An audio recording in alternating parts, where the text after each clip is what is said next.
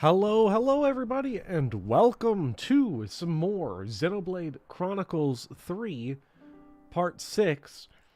And one of my favorite things about doing this series is that I get to be perpetually behind everybody else on the planet, because every single day, all I get to hear is from people saying, Xenoblade 3 DLC. Xenoblade 3 DLC, you gotta play the Xenoblade 3 DLC. I'm gonna post everything about the Xenoblade 3, DLC, it's all there. Shulk, Rex, everyone else, they're all just hanging out. But not me, because I'm way behind. I'm like, what are we, like a third of the way through 3?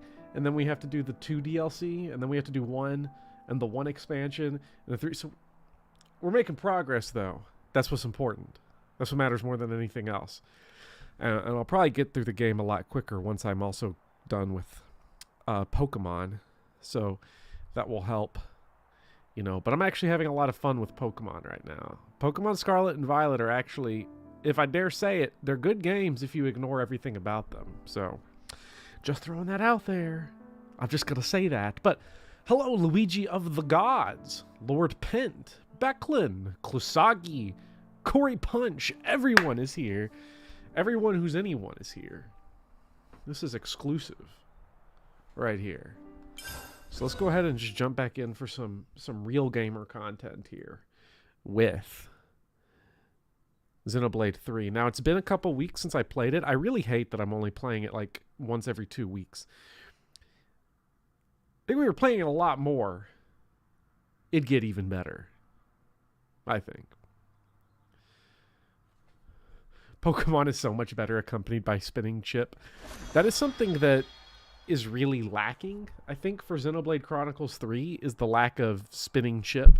Now, I'm going to have to do some audio mixing, finagling here. I don't know what's good or not. I need to write down what the best settings are for the audio mixing for all the different streams, because I'm like trying to do them in between each one. I think I've got an appropriate Xenoblade 3 kind of one, but then like someone huffs and puffs and I feel like, oh, I'm way off now. What's up, Flashing Fire and Drayson? You take the series at your own pace, plenty of time. The problem is that I really like the game. This game kicks ass. Nice and limber.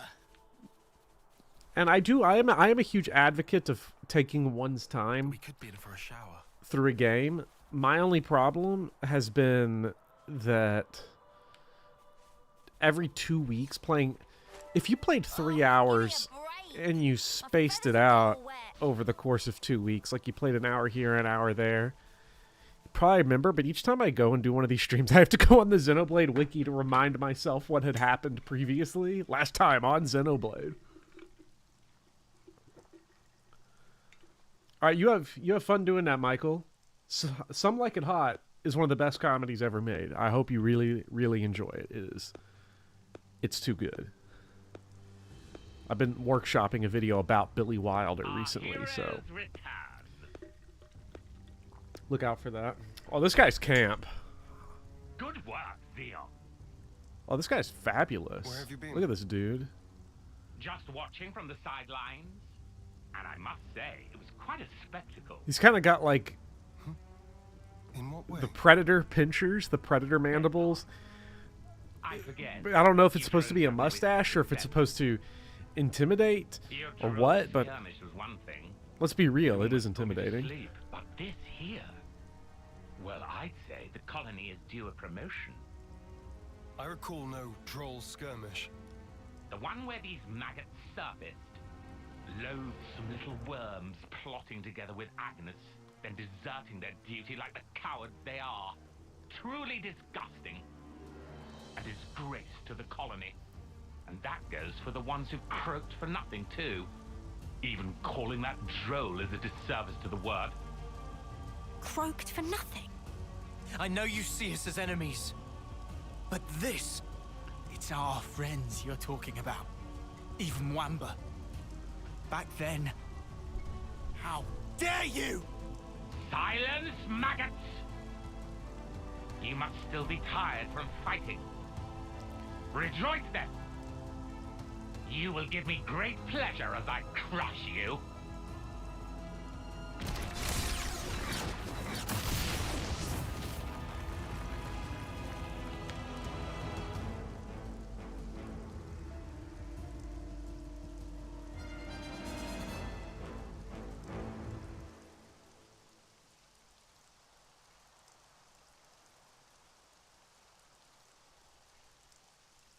What do you think you're doing? The words of an idle man who orders others around. Or the words of rebels who risk their lives for us. Which do you think is worth more? Silence! This is insubordination.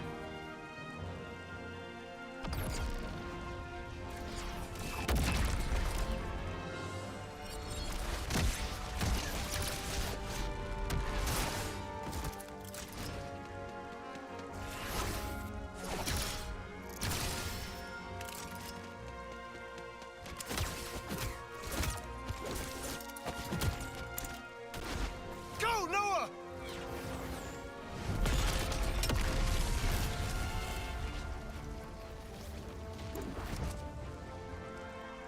Well? Stupid maggot. Where did he... Don't you realize?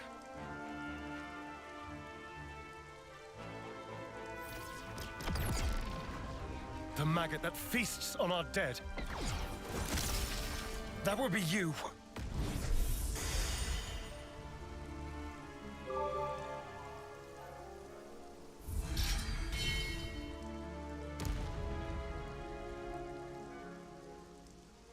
Madness. You seek death then, Zeon? We want to live. That is why we fight.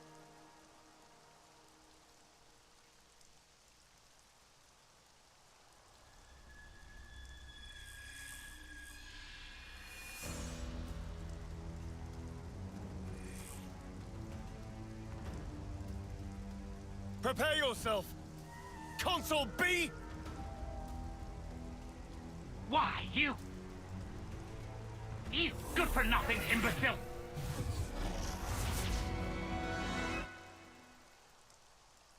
All defectors must be eradicated! Zeon! Yes. Let's go!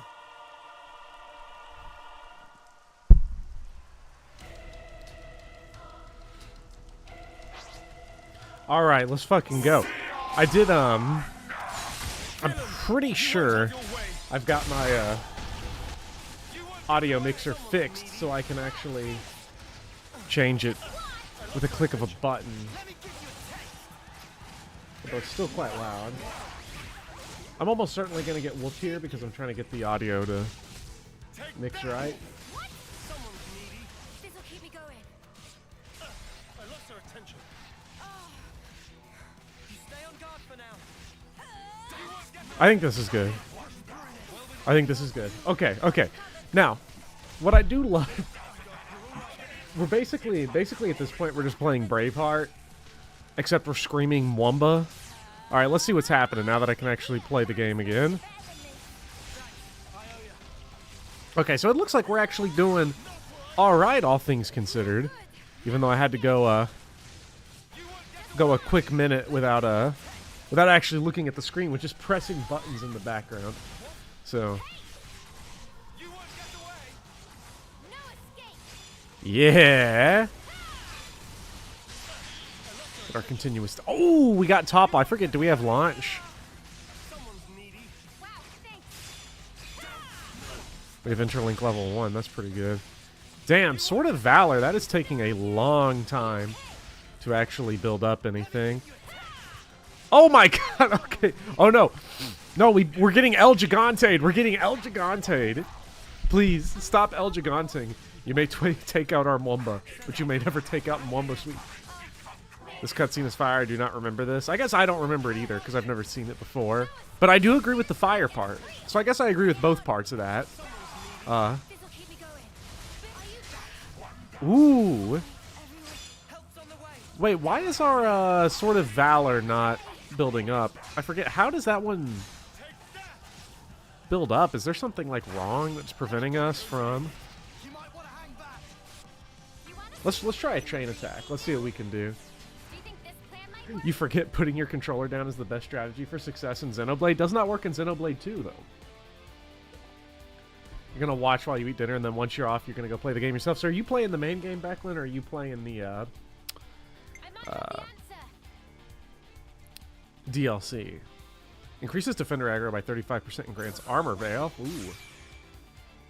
Attackers get it from positionals. That's right. And I was just clicking buttons at random.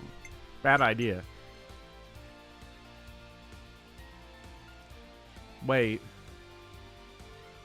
Oh, fuck. I had them in robot form. That's why I'm screwed here. That's why we're not getting well, as long as we get a little bit of damage. Just finished the DLC pretty recently, and you're really chomping at the bit if you get to it because it was really good. Is the DLC of this game, should I wait to play it until adds 15 TP upon own reactivation? Ooh. Should I wait to play it until after I've beaten Torna and replayed like Xenoblade 1 and done Future Connected and all that? Because it seems like one of those where it's like the mega conclusion to like the whole thing.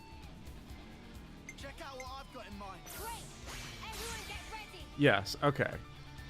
I assume the game that really ties it all together is Xenoblade Chronicles X, though. If I had to guess. So why is everyone not joining in? Is that because some of them were in robot form?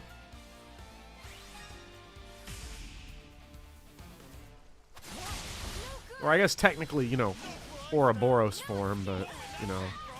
Robot just rolls off the tongue.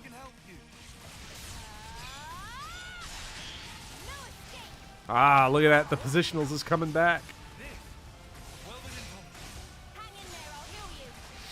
The DLC for 3 really wants you to have Xenoblade 1 on the mind. I guess because it's like a whole comeback. Also, maybe consider playing Xenosaga 1 through 3, Xenogears, and Xenoblade Chronicles X. Don't know, haven't touched those, but fans were freaking out. It's going to be one of those where people are going to be like, you have to play those games because there's this one reference that is a spoiler, but only a spoiler if you've played the game before. So effectively not a spoiler. It's if you know, so it's a reference. But it's a reference. That means it's a spoiler.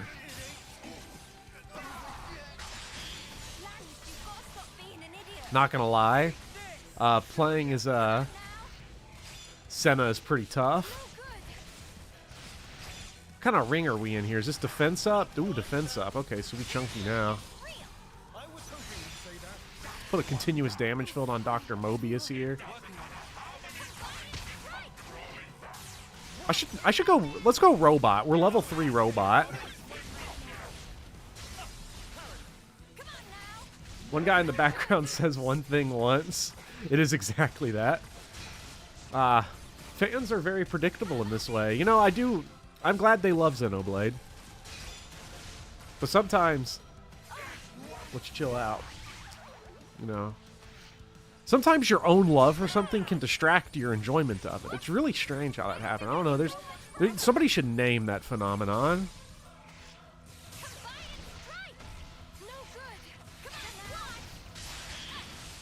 Okay, let's get in there for a frontal attack.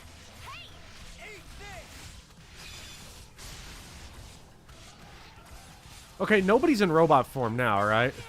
So do we get everybody? Yes, we get everybody. Okay, so that's that. You can't play Fire Emblem Engage until you finish Shadow Dragon Guide and Mystery of the Emblem Genealogy, Holy War, Thracia 776, or else you won't truly appreciate it. How are you going to love the final map of that game without it? Really out there and full of beans. I am full of beans. I just made some vegetarian chili, and, yeah. Don't know how that one's going to end up. But, you know, we shall see. With my luck, it'll be tomorrow at work is when I start having the vegetarian chili effects. The after effects, we'll call them. Oh, yeah, we don't have Attacker Tyone anymore, which does suck. Because he's such a beast, but, you know, we'll take what we can get.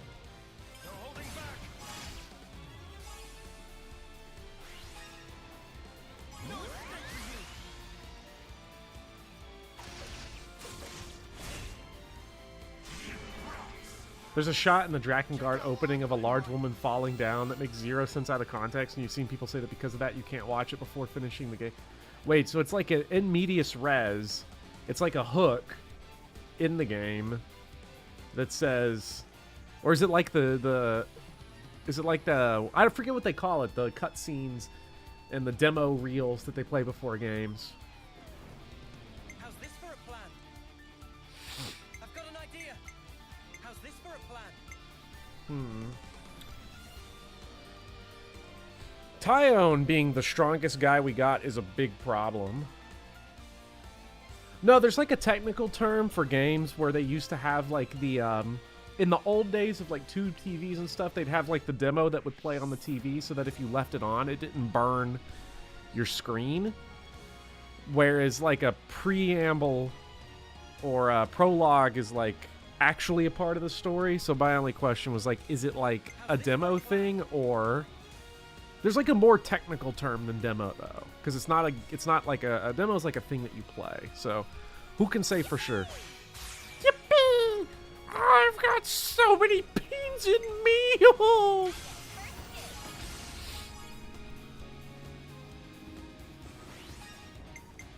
I'm with you.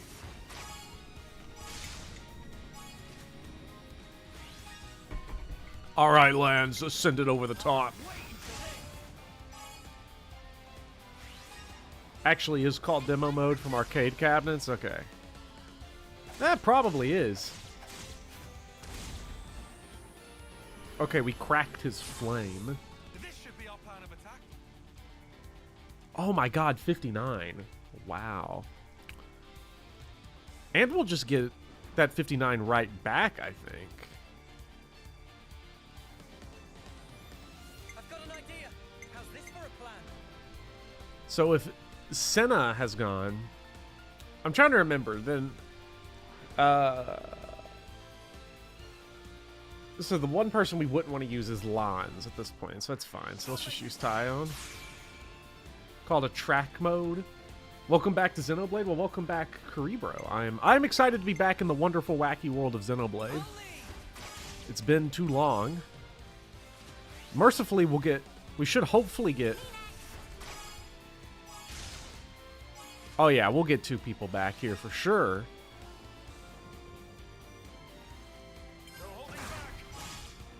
That should be enough, right? Yeah. Look at that. Bravo, even. More where that came from.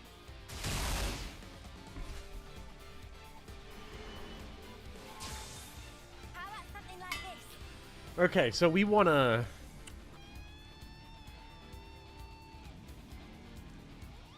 This is our last one, right? So we want to try to get... So I think we want to go Uni here. Too right to pick mine. Only.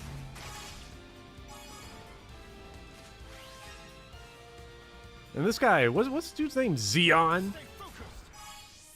Oh my goodness, this guy's comedy. 93.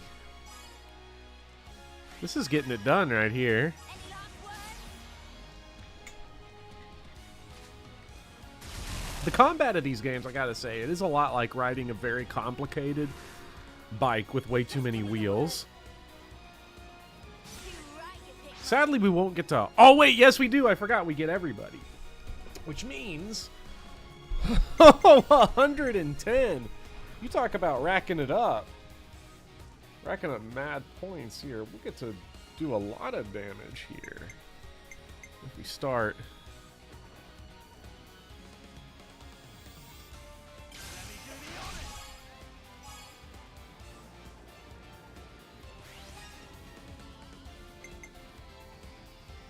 next.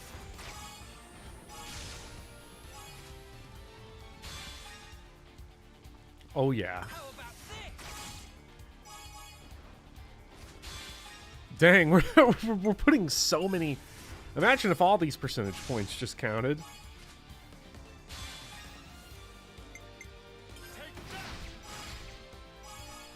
On one of the past streams, you mentioned how cool Bravo and Amazing are supposed to be ABC in my mind, because you never realized it even after 300 hours. Yeah, it's just like Devil May Cry, a video game I've never gotten past the first boss on. You can count on me. Oh man, my overkill. If I knew I was going to be doing this much damage, I would have waited. We're fucking him up.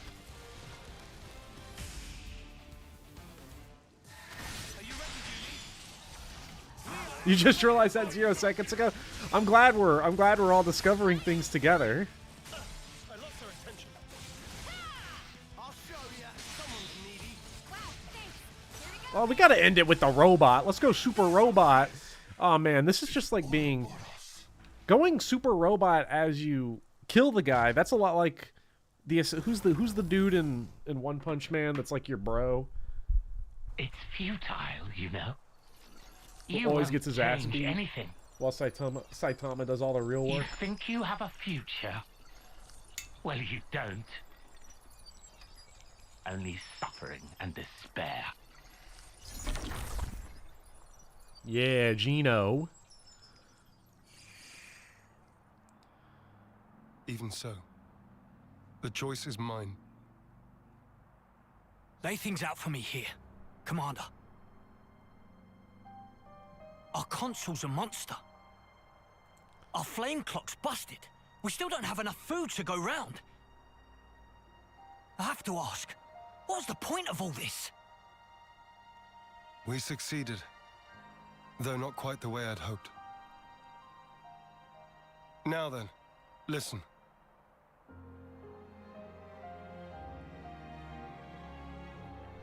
You can't be serious. Then what? It was all a sham. So it would appear. For that reason, we need to learn as much as we can.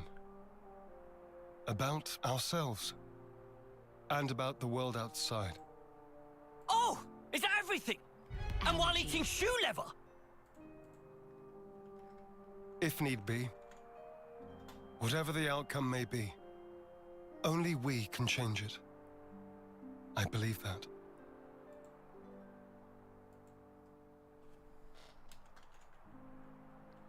We'll help you out too.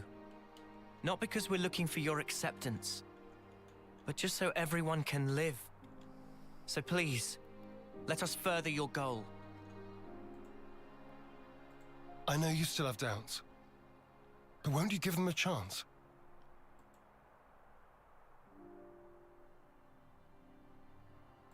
I confess, I'm still a bit dazed by these developments.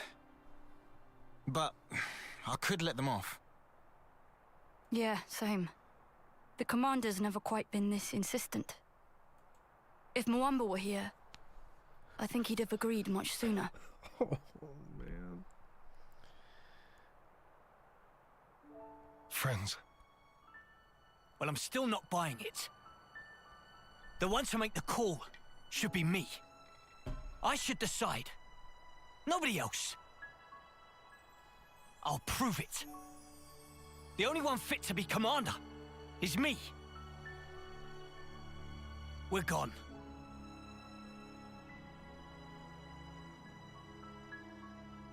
Man, way to go off on one. Kite, he just worries for the colony. He will come around eventually. So, what's the word now, boss? First, I want to solve the food shortage. What, you mean by taking long hikes? It'll be tough without anything nearby. That was the case up until now.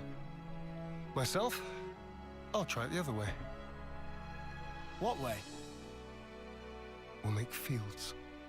Our own food supply. Grown with our own hands. When he says fields, does he mean like that bit in the textbook? When food is scarce, one may till the soil and plant glitter radishes. You always know your stuff. Obviously. Well, actually. I see. It was difficult to find time before, since you had to worry about the flame clock. Yes, but not any longer. You giving it a go then? There will be toil, but we'll try. Then start by observing the vegetation. It's not just soldiers that want to survive out here. You're sure to learn something. I understand. We'll try that. Oh, and if you're ever in need of my support, just call on me. I'll help. That's appreciated, but are you really sure? If you truly want to change something, you must start with the self. I believe you said that. Still, some folks aren't gonna like you when you're palling around with us lot. It doesn't matter what they think of me. What truly matters is whether I carry out my duty. Zeon, you haven't changed at all. Sarcasm? At this stage? Not at all. I was just thinking that you're still the same old friend from back then. You've gained away with words. I see. Perhaps people can change. Wow, ouch. You gave us strength. Thank you. Thank you.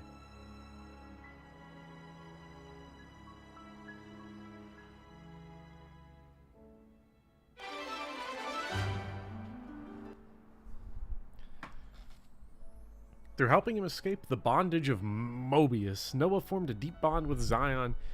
He will make for a very capable ally. I will find it in my heart to trust you. Zeon Not For Nothing seems really, really, really good. Class Guardian Commander, role Defender. Great at protecting allies about to be incapacitated. The talent art absorbs attacks to gain another power.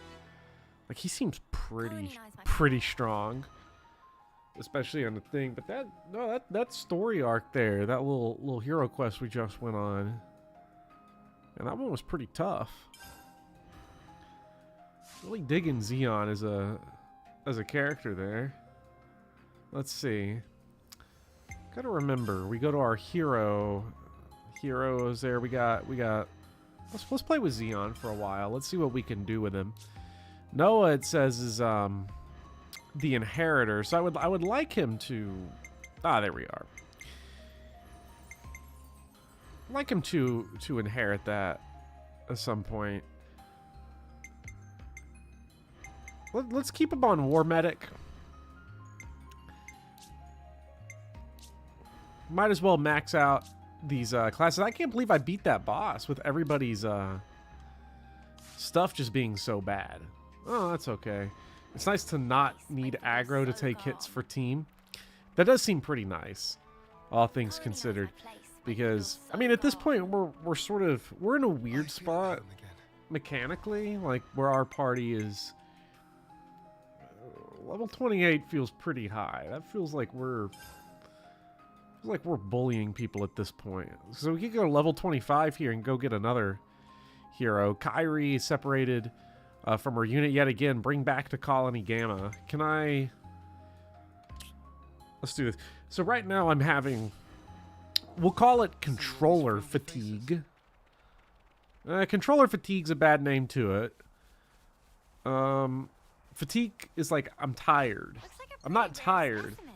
I'm having false muscle memory of button presses because every single game has like a completely different layout for things like checking the map and different things. Like right now I'm like checking the map, trying to check the map. I don't remember which button it is.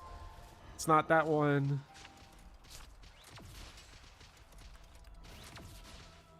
Is it kind of this one? Well, that's close enough.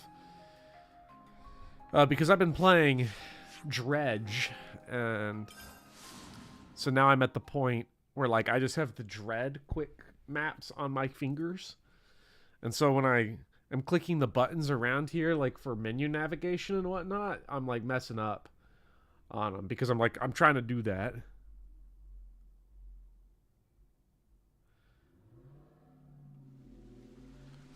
Legends Arceus has the worst menu buttons in the universe. I played 10 hours of Legends Arceus. I don't remember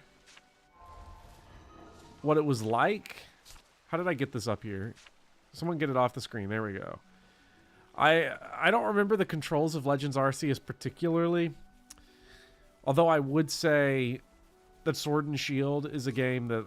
Not Sword and Shield. Scarlet and Violet. I don't know if they have bad controls. It's hard to say that you have bad controls when it's a single button click to open up the map. It's more so I'm not intelligent enough to remember. So I always forget every time. So every time I play that game, each stream has been 10 minutes of me like, what does this button do? What does this one do? And Xenoblade 3 is getting to that point too, because I'm not playing it. Each one of these streams is not in close enough proximity to the other to make it all click. White meatball. Oh, you know, I mean, yeah, we could probably make a white meatball work, I am sure. Don't know if I want to go do another hero quest or not, or if we want to like stick it out with the main quest. Am I going? Yeah, I'm going in the right direction because the waypoint is erasing around me as we march. Spocked Alijo. Oh, that's just like Star Trek. I didn't know Star Trek took place in the Xenoblade universe. So many deep connections to be made. I guess we can't play Xenoblade 3 until I've watched all the original series. I've never watched all the original series. I just can't be bothered to. I mean, I can't be bothered to watch all of Next Generation. I love Next Generation. Sit down through Season 1, though? Nah, no thank you. Not doing it. Hero quests are usually worth it. Getting more abilities is just nice to play with long term. Yeah, but we just completed one, so I kind of want to... let's pace it out a bit. Let's do a little bit of main story. Then let's go do some hero quests, do a little bit of main story. My favorite thing about doing streams, honestly, is that I discipline myself better to not get obsessed with do everything the second it becomes available to you. Because I've been playing... like I said, I played Dredge over the weekend. I beat Dredge like in 3 sittings. It's not a very long game, but it is a very good game. Okay, looks like we're going to have to beat the shit out of this fucking wolf. Because he's not going to leave us alone. Okay, get over that rock.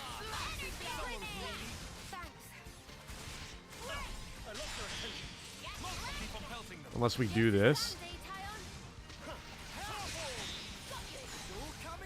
But I've been playing that, and I was been playing Ni no Kuni 2. And when I'm playing Ni no Kuni 2, I just can't help but grab every item and every chest and fight all the enemies and do all the quests and do this and do that and do the third. I can't stop it. I can't shut it off. But on the streams, because there's the pressure of like, I know I'm playing for this limited window. I want to see story. I got to deliver for an audience as well. You know, deliver for an audience makes it sound really weird, but we're doing a little bit of a little. Just gotta have a move. Got to get a move on. You know, we gotta have some pacing, and so it really breaks me of the nasty habit of get everything, do everything, which is weird. You would think intuitively I would break from that because I enjoyed Xenoblade 2 a whole lot precisely because I just didn't do all the inane crap that game has. Be fair, this game has a lot less inane crap. It really doesn't have any.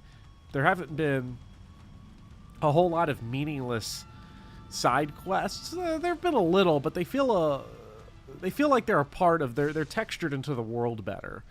The only really kind of meandering ones feel like the super early ones, but those are just tutorials anyway, so it's like, okay, it's like, who cares? But every RPG I play, like, I get burned out on, because it's like, here's more meaningless content and more drivel for me to do that I won't not do, because what if I need this experience later? That's the way. Wait. Oh my gosh, maybe that's the way we got to think about it. Don't do the side quests early, because you might need those EXP points later. Yeah, now we're not going to waste our time anymore. That's the way I'm going to think about it.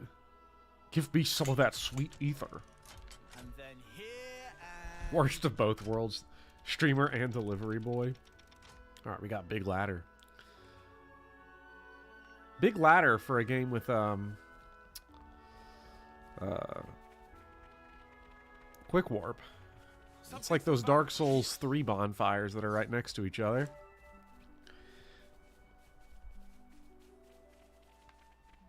Shall we deal with this? No, actually, let's not. Let's just keep going. Oh, we're pretty close to level 29, though. Part of me says, let's get level 29. But if we're going to fight someone to get to level 29, who better than the enemies already at level 29? Which, I don't know, if we've got linear growth... Wait, can we climb up vines yet? Did we get that ability? Was that the ability from the other kid? Both your kitchen sink and the tub are linking. You're about to become the Joker. I was in a bad mood the other day because I woke up and the dishwasher was entirely flooded. So I was having to do plumbing before work, so I went in. Yeah, we go. Look at that. Look at us go. Everybody else is slow as hell. What the hell are they waiting for? Bunch of bums. Oh, shit. Not to worry. Just stick to the plan. Well, I'm not going to put my vine climbing to waste.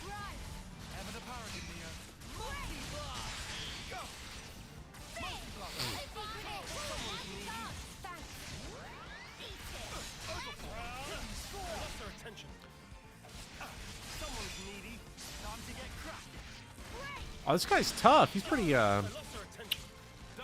he big. This'll keep me going.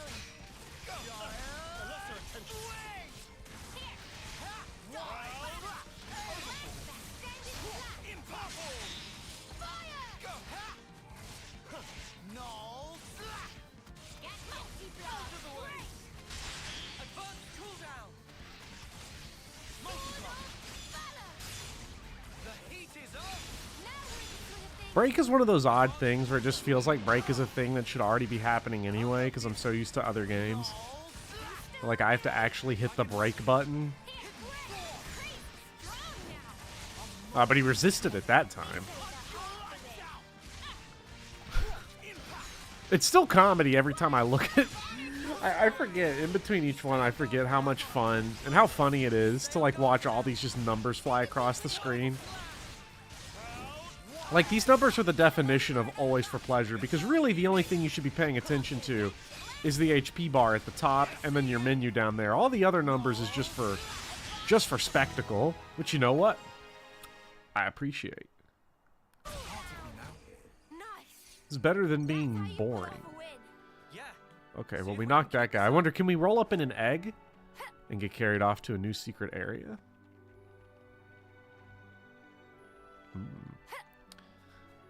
We'll have to test it. Alright, let me down here.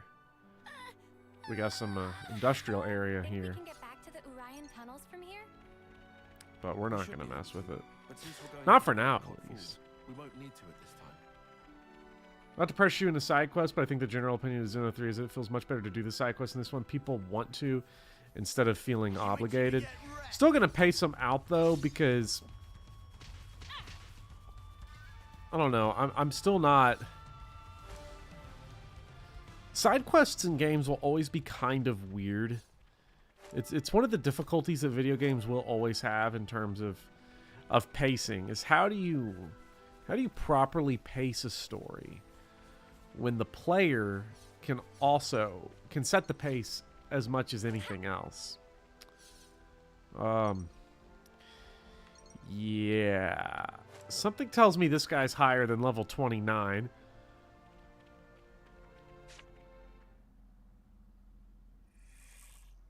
Is it a Xenoblade 3 stream without Senna's cries of pain at fall damage? I love jumping off of cliffs with Senna. What a dopey dragon.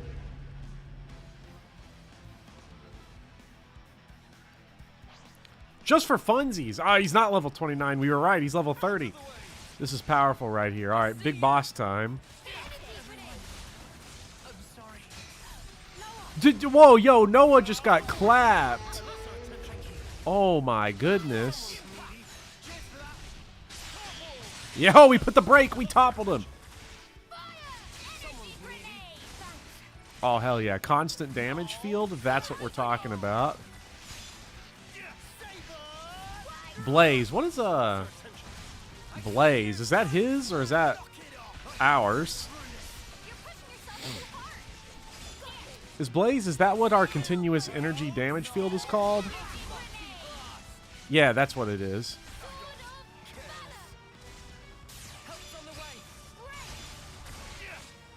Damn, he resisted. But we're going to break him this time. Topple him again.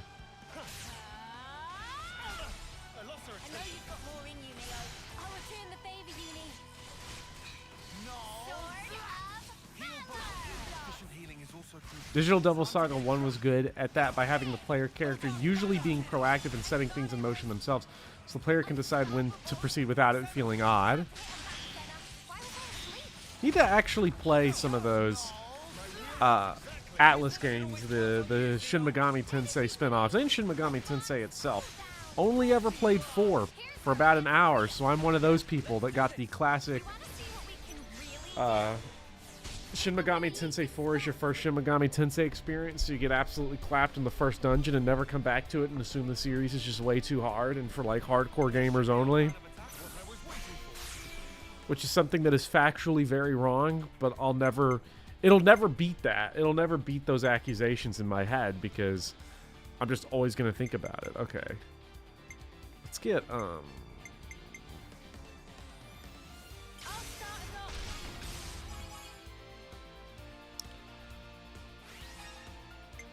man, Lons is so bad at chain attacks.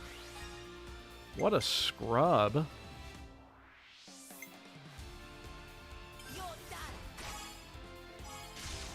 Make sure Zeon here gets himself back in action.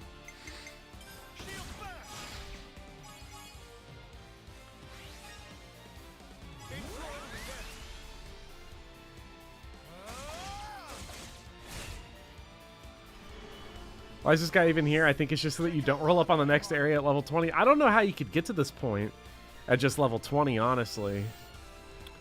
That feels like that'd be really difficult. This is an awful spread that we have. 3 healers is pretty nice, but like, bruh. It's not that big a deal on this one anyway, if we're being real.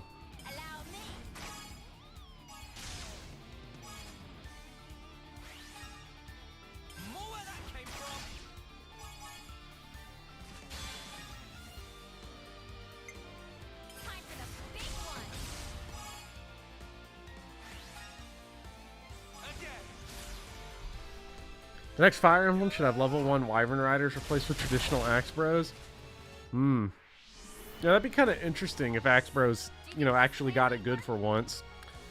Okay, we're not doing too well here. We're not doing too hot. So let's go, Uni, make sure we can get one of those Ouroboros ones before we get out. Granted.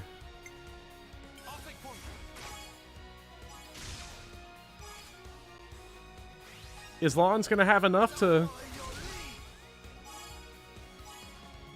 Ah, we just missed it.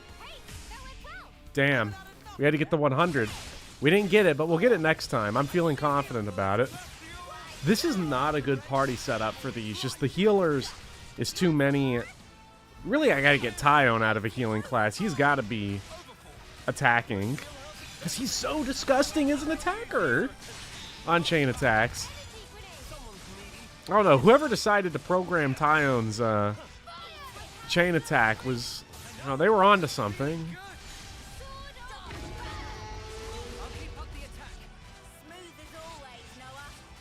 All right, you have fun playing the game, Becklem. He's getting there. Lons will figure it out one day. I sure hope so.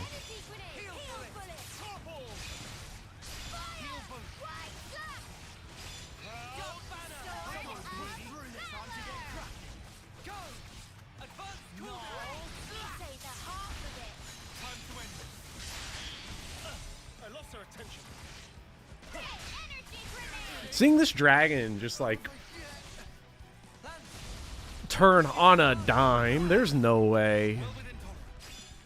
This guy's in the wrong career, this dragon.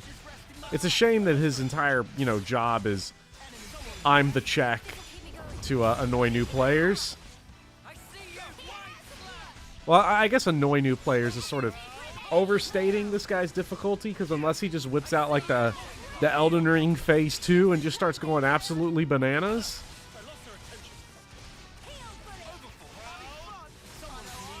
Oh, I think we're surely level 3 robot? Level 3 robot. Wait. Launch! Launch! Oh! Spiraling! Spiraling! Yes! We did it! We've done it! Look at this. That's beautiful.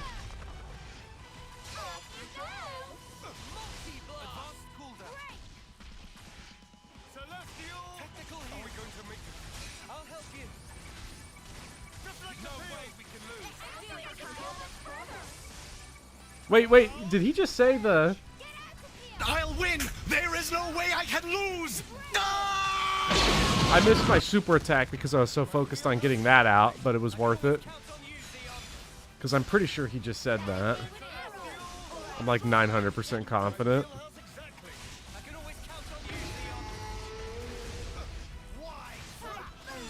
First time we hear the roar, but that was intimidating. Or it would have been intimidating if his health bar didn't look like that. Rip the launch chain attack. Yeah, we're not going to get it, but... You know, launch chain attacks are funny. But chain attacks when the enemy's on 1 HP are practical. Maybe if we can break him again. If we can break him, if he gets toppled. Oh, we're still on robot cooldown time, so we can't. Wait. Topple. No, he cured. He healed himself. No, we didn't get it.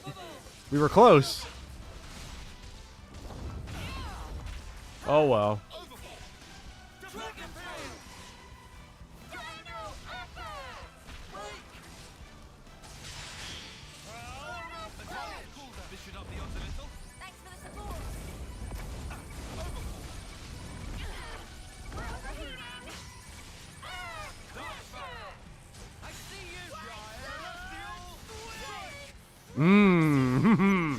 Yeah, here we go. I know huge numbers on chain attack overkills feel awesome, but getting over level will cure class leveling momentum. It will, but as a non-expert, I think we'll be fine. I hope we'll be fine. I'm pretty sure we will be.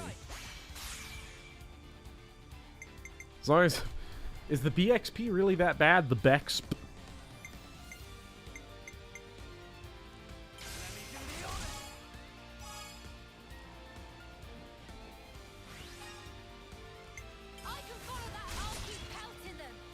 Nice. Okay, so we've got the overkill that we've always wanted.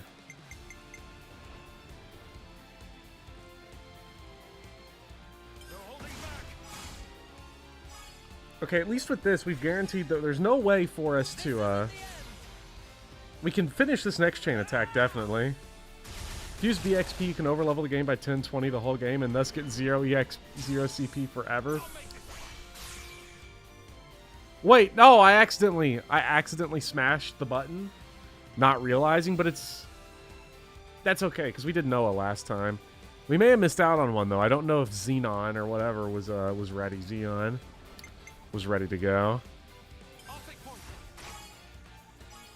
Bad attack order on my part. Really sold the bag there.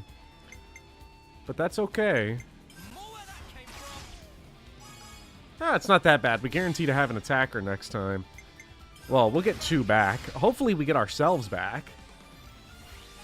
Oh, we should, because if we guarantee the... Does ending with a defender only guarantee you get your highest one back? Or if you get 2 back, you get your 2 highest back?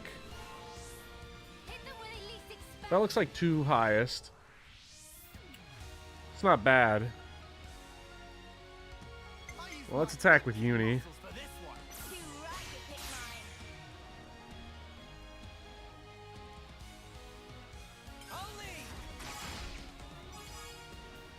I think it only applies to the top, and the second is random. Maybe. We could study it. Well, I'm not going to put in the effort to study it, because if I'm too much of a bum. to be doing all that.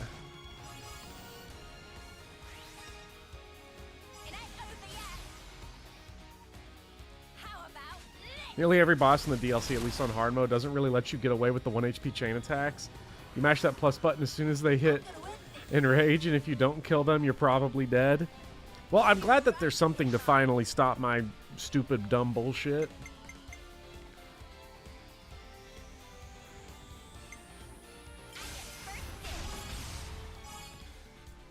Nah, shit, that's too high. Yeah, we can't. We're just gonna have to go the... I would love to get the extra hit in there, but I'm fine with just going the full healer spread here to get that slightly higher EXP. Do we actually get more EXP bonus? We do. A very minuscule amount. But a higher amount nonetheless. Why are there so many medic gunners? You know, it's a good question, Guilty Oregano, that I can't answer. Like, if I'm being honest, I genuinely don't know why. Other than I'm grinding out different classes. This should hopefully take Noah to level 10.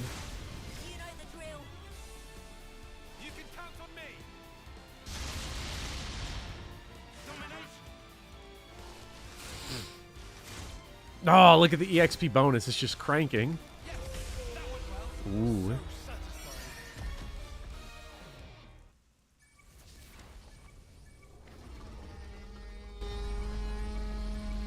Would you just die already?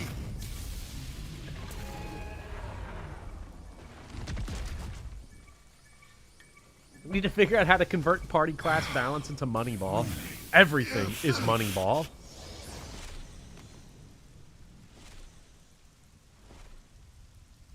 Hey, can we do something about this sparking noise? How would I know? Just cancel the interlink or something, I guess. It only starts after an extended period, after our bodies start to heat up. To me, it sounds like a warning for something. A warning? What do you think will happen if we leave it? Huh? I don't have much desire to find out. Think it's something dangerous? Well, it can't be anything fun. You expect balloons and confetti with that noise? Maybe not.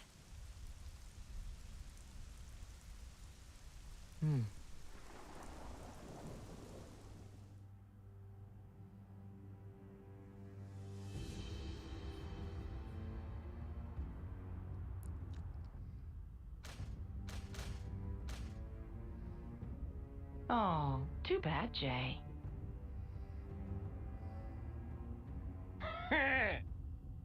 Looks like that backfired on you, didn't it?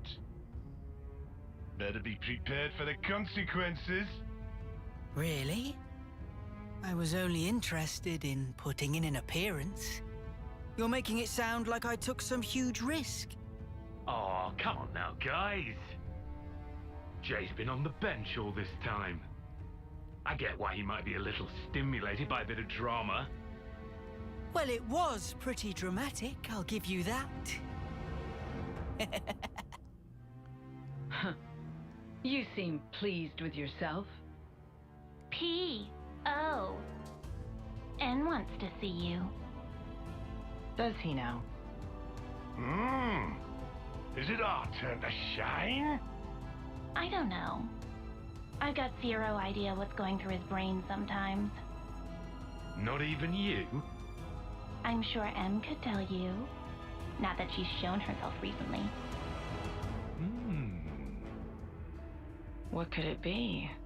I do hope it's something fun. Let's be off, though. Right-yo!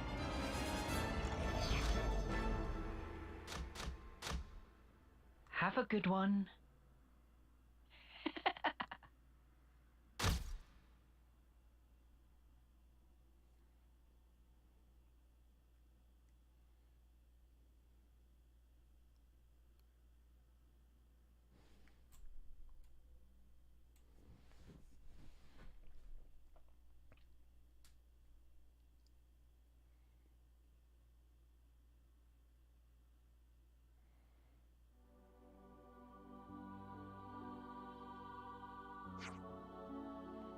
Are you tired? A bit. That last monster was really something. But I can deal with it. Yes, well. In that last battle, we all overused our Ouroboros abilities. I want to avoid interlinking again for a while. Did we really overuse it? I don't think we used it at the normal rate that we've been using it at a little bit. Good shout. Couldn't we keep going just without interlinking? That comes with its own risks. Small, but risks nonetheless. I'm just asking you to keep it in mind. Sure, whatever. Shall I find somewhere to have a quick rest then? Please, no, don't use the bonus experience. It'll kill our flow. We'll regroup once we get there. Roger that, boss. Yumpsmith is the best outfit. Yumpsmith is a great outfit.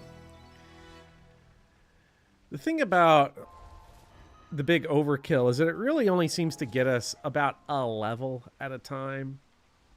So it's probably not really overflowing us too much in terms of destroying our CP, because we're not like getting a bunch of levels all at once. We're getting like one per boss. I don't know. Maybe that is way ridiculous. Oh, still nobody hitting it. I guess we're not fighting enough regular enemies. Oh well, we'll keep going with the bad class loadout. It's optimal that way.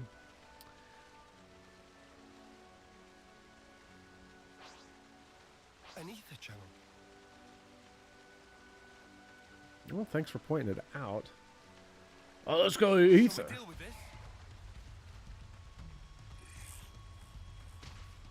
Me rocking up the final boss with a full party of Yumpsmith. I mean, not for nothing. I'm really enjoying the Yumpsmith, just everything about it. Except trying to get my positionals against the stupid dumbass bird. I would say it's unnecessarily hard, but I feel like it's pretty reflective of what trying to punch a bird in the face is like. Which, to my own shame, I have never tried to punch a bird in the face. I've accidentally hit birds, like that fly into my windshield, but I've never punched a bird in the face. I feel like that'd just not be a good idea. Even if you just get beyond the fact that you just shouldn't punch a bird in the face, it'll probably mess you up. Them things are small, and they're vicious.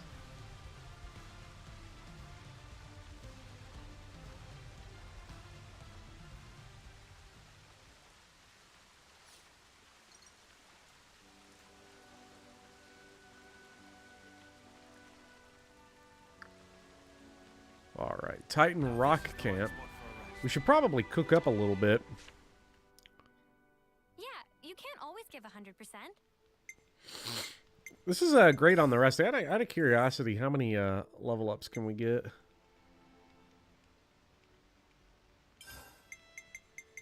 Dang, we really are swimming in it. Let's not do that.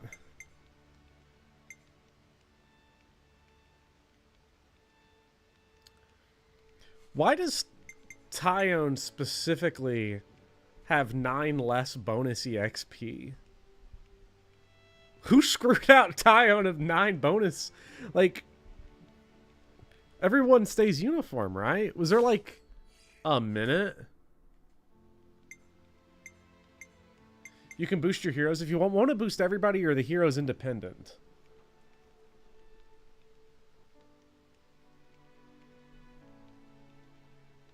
All of Agnes was down 9. Was all of Agnes down 9? Oh, they were. That's right. They got ripped off. Heroes have their own level. Let me try it. Oh, he does. The heroes do get their own. Interesting. And yeah, I don't know.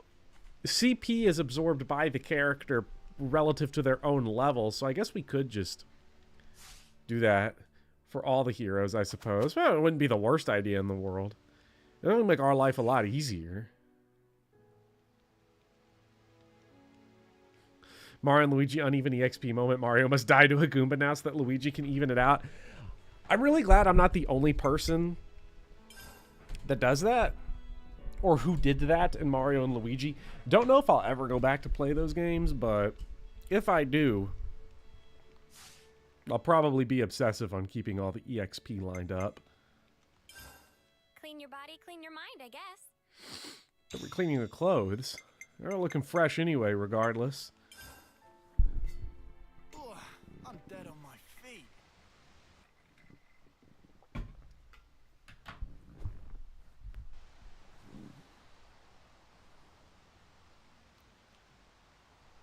Ah, there you are. I don't want to mither, but aren't you on tent duty today? Oh, I'm sorry, I forgot. I'll head back in. They're giving me the Brock. It's all finished. Huh? We already packed it all up. Then what was the point of telling me? Don't you have better things to do? Hey, you owe us one. I'm just joking. Are you okay? What do you mean, okay? These last few days, it's been a lot, right? That's why you're concerned? Yeah, you got it. We were worried. Your problems are our problems. Just because someone says they're doing okay, doesn't mean everything actually is fine with them. You know, there's a word for people like you. Busybodies, all of you. Now, Tyon, that is completely uncalled for. Huh? You two really must be bored stiff. Good grief. Everyone needs to let off steam. Is my life that entertaining to you? I'll allow it. Hey, that watch. Our lifetimes run for 10 years only. But this pocket watch has already lived for longer than that, by being passed from Nimwe's hands to mine. What Guernica said to us on that battlefield. I don't know what you made of it exactly, but frankly, to me, it was a load of nonsense. Not even enough to push us together. But that's changed.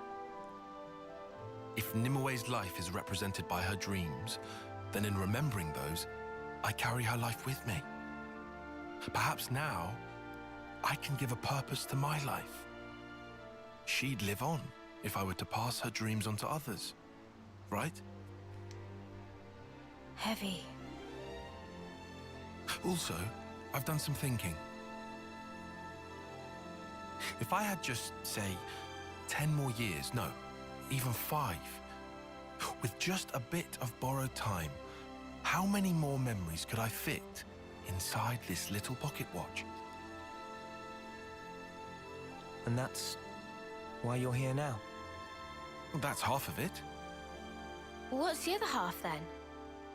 Oh, well... In fact, just forget it. Oh, come on. You've already told us that much. Might as well give us the whole story. This is just not the place or time for it. That's all. Lame. Still, it was a nice chat. Dreams in objects. Huh? What? Thanks, Tyon. We came here to cheer you up a bit, and got food for thought instead. Oh, sure. Anytime. Mio.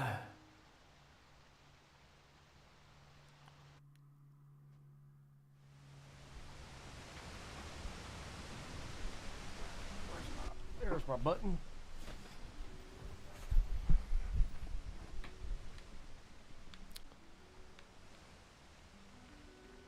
You know, I will say, like, listening to Keeves just did an airdrop. Where were they? All the way back there? Fuck that shit. I'm not running all the way back there. They can keep their airdrop. I'm not going up there. Started a month ago and he's not even halfway through. Yeah, and honestly, I guess a couple of things. The first is that watching these cutscenes are really good, and they make me think that You know, Well, now, ain't that a challenge? I think it's been 400 years. I think it might be time for Blank Verse to make a comeback. Because that feels like the only thing these cutscenes are missing. It's also great to, genuinely, it's great to watch these cutscenes after Engage. I'm always, unfortunately, I'm always surprised when the cutscene is good. Not because of like Xenoblade in specific, but big long talkative game in general. And this isn't even just like a JRPG thing, it's just in general. Like, I've become increasingly cold towards the video game cutscene, so it's nice to have the good thing. But I would love, no, I think Xenoblade, this game already eats, but it would feast if also it was written as poetry. That'd be tough. And gamers would be like the one group of people that would actually, well, not all of them, not trademark gamers. People that already play Xenoblade would be like, would eat that shit up. I guarantee it. Actual shot composition. Yeah, like Shakespeare, but blank verse. Blank verse might be too restrictive for something this big. But even like something more generally like, almost like something that embraces theatricality more, because video games have made a fundamental mistake, and that's that they try to be movies. And when I look at these cutscenes, it would be a lot better if they embraced the fact that they're actually stage plays. And you know, and actually the Mobius dudes, the consoles, they kind of fully embracing the big camp. Why is this guy taking so long to kill? Let's hit him with the chain attack. Yeah, blank verse is iambic pentameter that does not rhyme. It's more or less a hyper-specific, unnecessarily specific way of me saying that video games should be more theatrical and less cinematic. I mean, 6 people don't just stand idly over 10 minutes until they say 2 interchangeable lines. They don't. Look, I had a real moment of horror. I posted this on Twitter, but my, like, actual terror was, doing a word count check and finding that Lorenz's supports in 3 houses add up to more words than is in the entirety of Macbeth. And that's just one character in 3 houses. Now, obviously, you don't take all the character supports and multiply them or add them together. It's like you have to divide them by 2 because, like, the supports are all with each other. But, like, that's just, like, a guy in 3 houses who just has like a whole ass, and I can't tell you, I'm gonna be honest, all of that, I can't tell you anything about Lorenz. Specifically Lorenz, yes. Super Bunny Hop was so right when he said Japanese games were a theatrical medium. They are, and I mean, honestly, like, the cinematic Sony exclusive is also pretty much a theatrical medium. I'm not seeing, I'm gonna be honest, I'm not seeing the cinema in video games. And I think if they embraced it more fully, I think the idea of, like, if I said do it in blank verse, do it in iambic pentameter. Fire Emblem's already messed around with it with your boy Bastion having all of his dialogue in, you know, iams. The general idea is, like, we are obsessed, and I mean absolutely obsessed, with more dialogue, more writing, more words. More words seems like such a good idea, you know? There's an appeal to writing just a bunch. We see this in everything. Every movie's got to be the longest movie. Every TV show's got to be the biggest TV show. You know, you can tell when the essay is more difficult because of the number of pages that it requires. And when we write, you know, on YouTube, it's like okay, when you start out, you make the 10-minute video, but when you know you're real, you make the hour and a half, you make the 3-hour video. When I think, like, we need to drift, we need to, not just drift, we need to go full opposite in the other direction, which is, who needs to go? I think Mia's got to go here because we're not getting our other option. Which is like, you know, if you can say a lot more in less space, that's a lot better. And you're not just falling into the, I see a lot of appeal in saying a bunch of stuff. It's very cool to have said, I made a 4-hour video. But, like, most 4-hour videos are, like, butt cheeks. So, I don't know. Not for me. Every movie is the darkest Zelda. Alright, we got him. Everyone is here. So, Mio would be such a dangerous move. It'd be risky. Might send us over 100 just automatically. Get way more out of a 10-minute video arguing a single point than comprehensive hour-plus videos anyway. It's also broken people's brains on the approach. I did the Corrin video. Is Corrin a well-written character? And that video was 10 minutes long? 11 minutes long? And there were a lot of people, like, commenting on it and talking about it who were, like, basically saying, you know, hey, what about this, that, and the third? It's like, okay, we could talk about all those other things that are theoretically relevant. But if I go here through a laundry list of everything, then that's not even an essay anymore. Because if you say everything, then in a way you almost say nothing. Because something must be more important than something else. You must choose, when you choose to say something, you choose to not say something else. So if you choose to say absolutely everything, then nothing has importance. Everything is equally important and is therefore unimportant.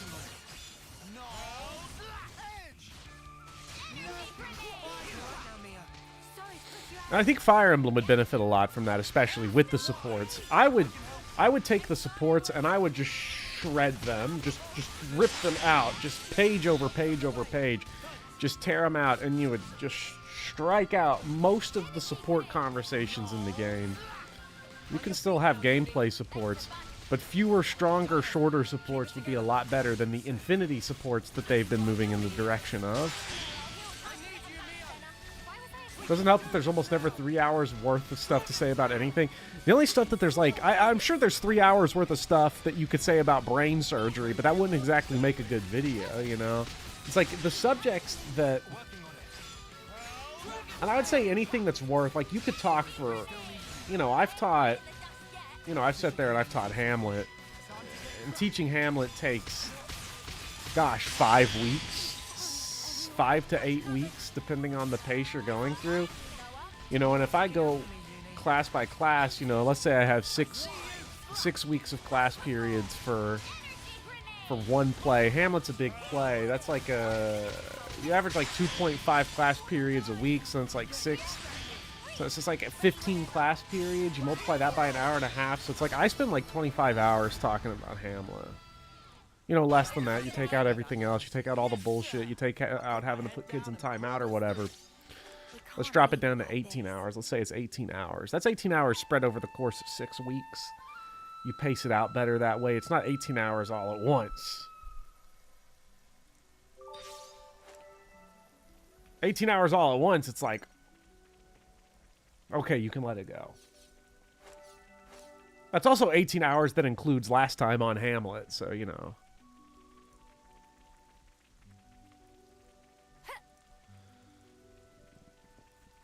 Looking at you, Tim Rogers. No, I don't need to spend full 30 minutes on the menu design of Tokimi Memorial. And I guess it's one of those things where it's like, Xenoblade, for all of its goodliness, would also probably benefit from getting chopped down a little bit. Not in like taking out characters or anything, but I think you can make you can honestly make characters richer and more full if they say a little bit instead of a lot of everything. Because then their specific language and the way they talk really starts to matter a lot more. That's not really a criticism of this game in particular, because I think this game's really, really nice. The way it's put together. It does have a lot of cutscenes, but they've all been really good. There's never been a single point in this game where I'm like, oh my god, shut the fuck up, the way I am in Support Emblem. Or even the way I was in the first half of Xenoblade 2. See, Xenoblade 2 gets really nice once you start to get to know them Torna bros a lot more.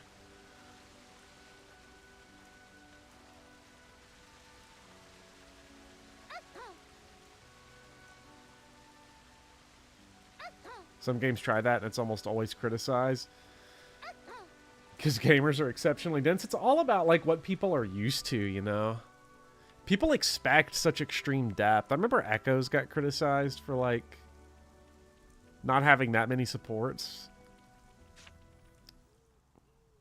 But it's like, do you really want to sit there for an hour after each 3 houses map and watch supports? Is that? That's Keves Castle, all right? First time seeing it. Yeah. Same level of elaborate as Castle of Agnes. Can also see Great Sword on left. Are we going through with this? No. I see it's far too risky now. The area will be under strict guard. But downslope, we could go via the forest. Back to Wildwood, huh? Doesn't sound too bad to me.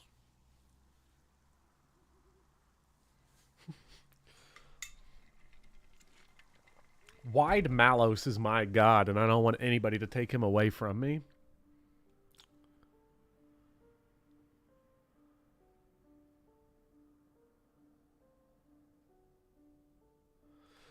I've only played Xenoblade 1. I despise the whole look and such of 2. Is 3 worth it? Says Brown. Asks Brown Panda. Well, I would say yes so far. Xenoblade 3's been really, really good. And Xenoblade 2, if you don't like the designs, it will never get better. But the game does get... The gameplay of that game neither. The last time I had an audience with the Queen, she had come in person to the war front.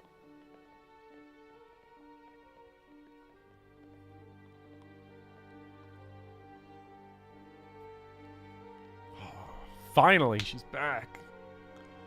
I can stop cosplaying as Ethel in my party. You gotta play Xenoblade 2 just for Wide Malos. I ate her.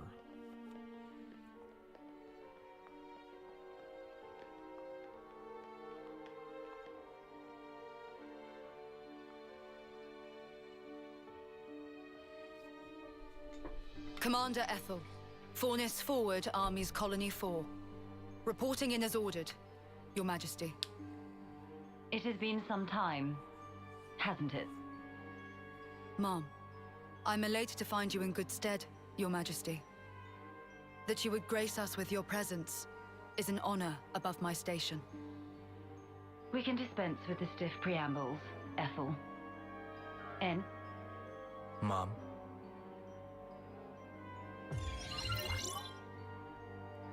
N. Consul N. That's him. N. The head honcho of Kavesi Consuls himself. The Golden Consul.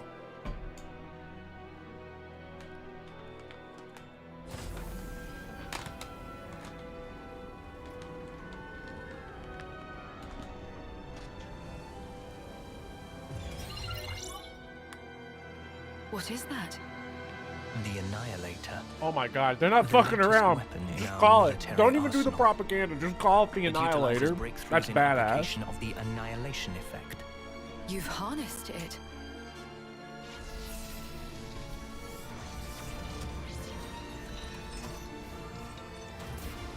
Good lord, what is happening in there?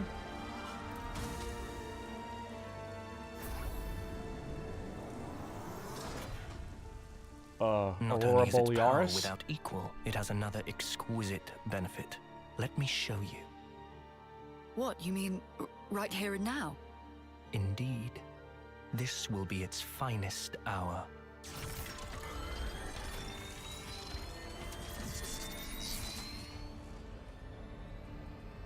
The Urian Mountains. A terrible shame. Her Majesty has a soft spot for them. Please do not think ill of me.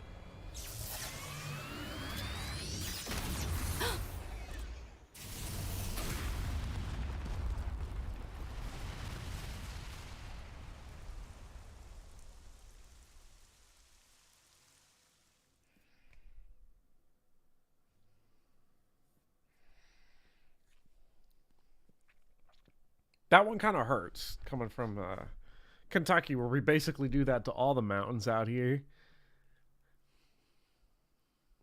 Xenoblade 2 would be a much better game if it was just wide mallows.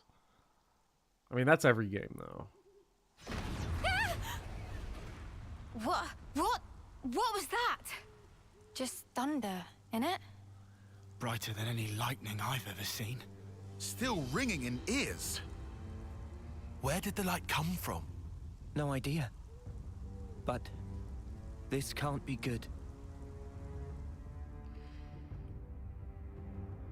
Ooh, man, I'm rubbing the hands together, because this is like, I'm excited to get my hands back on the controller, because this is getting good.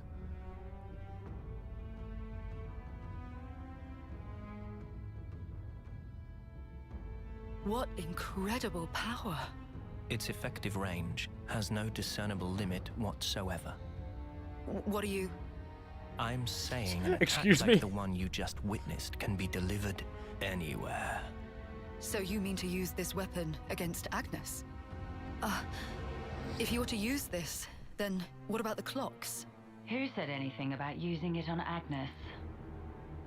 Mom? The next target will be this.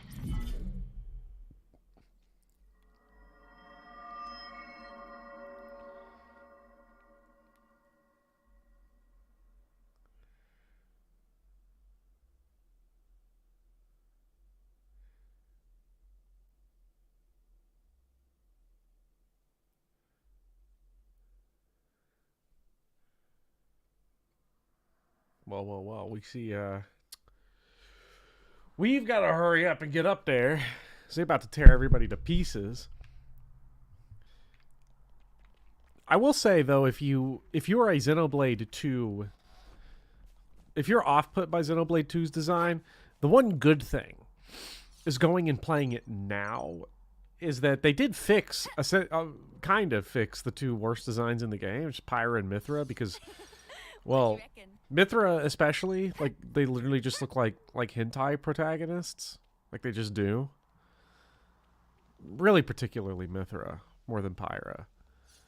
But now that they have, like, they have that secret item where it's like you can smash them, or you can give them the smash outfit. Not like you can't smash them, to be clear, because they're fake video game characters, but you can put them in the Smash Brothers outfit.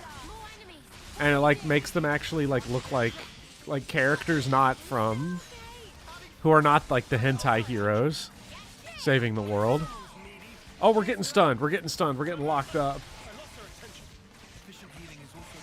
No, I'm sorry, Lord Penn. You can't, because they're an animation.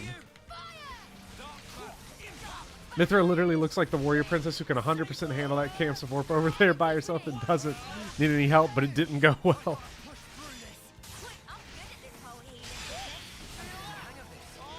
Oh, someone leveled up. That must have been...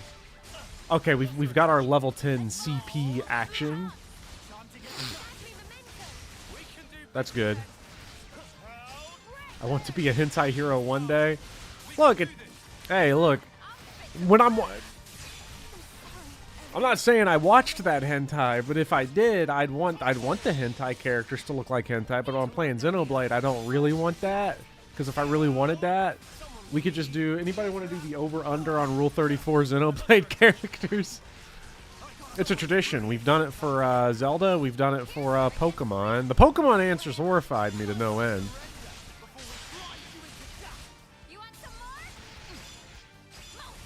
I hit him with that frontal smash. But yeah, there's the item. I don't remember what it was called that gives Pyra and Mithra their Smash Bros. Costume. And that fixes quite a bit of the problem in it.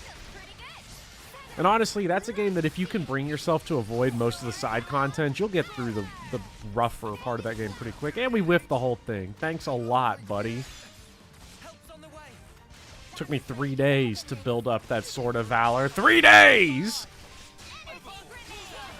Massive melee Mithra. That's what it is. They hide it, unfortunately, but we are conquering a lot. And the new DLC gives some hefty male thirst to the fan base. Finally. I've been dying for some of that. Ether crystals. My favorite. They taste so viscous. This game has BXP. It's just like your Path of Radiance, your favorite Fire Emblem. Both ZBC 2 and 3 have it. And He says, falling flat on his ass himself. Oh yeah, bloody hilarious. You're always taking the mick out of me. Noah. Huh? Did you say something? Oh. Lons never wins, and we're here for it. You seem like you're a million miles away. Lot on your mind? Yeah, kinda.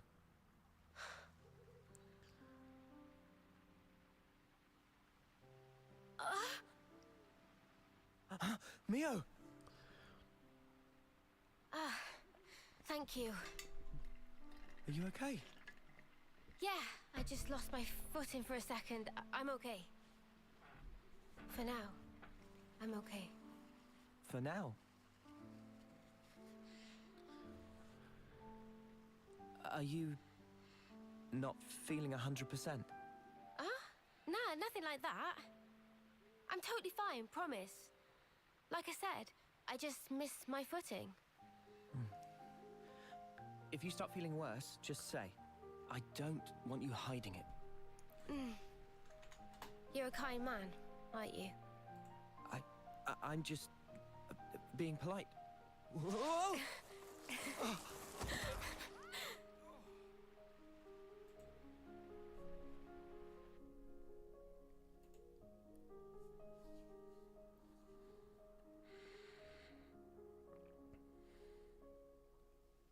So what was on your mind earlier?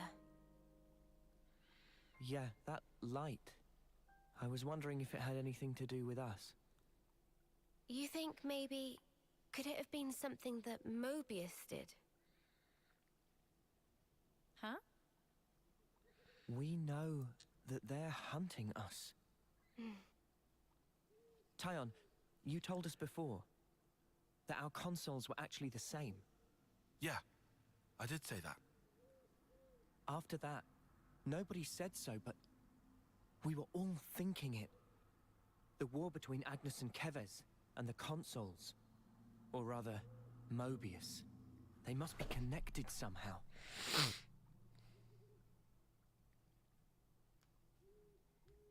It could be that all the fighting, it might be that it's all orchestrated according to Mobius. And to them, Ouroboros only spelled trouble. Since we keep wrecking their flame clocks and all. They must really hate us messing with their stuff, I guess. So we're one big thorn in their side. It does stand to reason that's why we're their targets. But it doesn't tell us anything about why our colonies fight. Any theories? Not as yet. But I figure, isn't discovering that our real objective here, right? If we seek out the city, maybe we'll find answers. One way to know.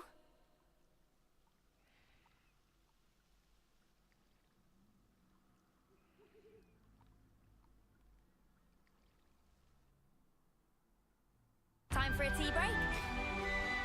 You know, I do like that they are proud of the fact that they are like just essentially, I don't know if this would be an appropriate way to word it, but they're basically just destroying government property, which is pretty cool, for being honest. Granted, it does show the power of numbers in a way, because of the 6 of them, we could probably make a pretty effective tier list on who would be most likely and least likely to lie to the feds. Because I feel like Lance would be too dumb to tell the truth. I feel like Tyone would break. Tyone would break. He would tell the feds what they want to know. I feel like. Because I've only ever been questioned by the feds a single time. It's fairly recently. I got pulled to talk to the Department of Defense. Not going to go into specifics, but like they fucking grill you. The bullshit they say, like the room just feels different when you're locked in there alone with a federal agent. That container. Tyone would break.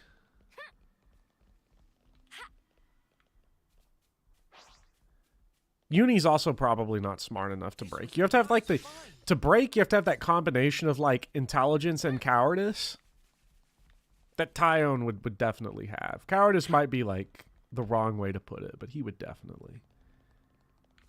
get messed up. It says there's a treasure chest over here, so we gotta grab it. Okay, buddy. Uni would never. I disagree. Uni would make the feds cry. I swear, those people got no emotions, though.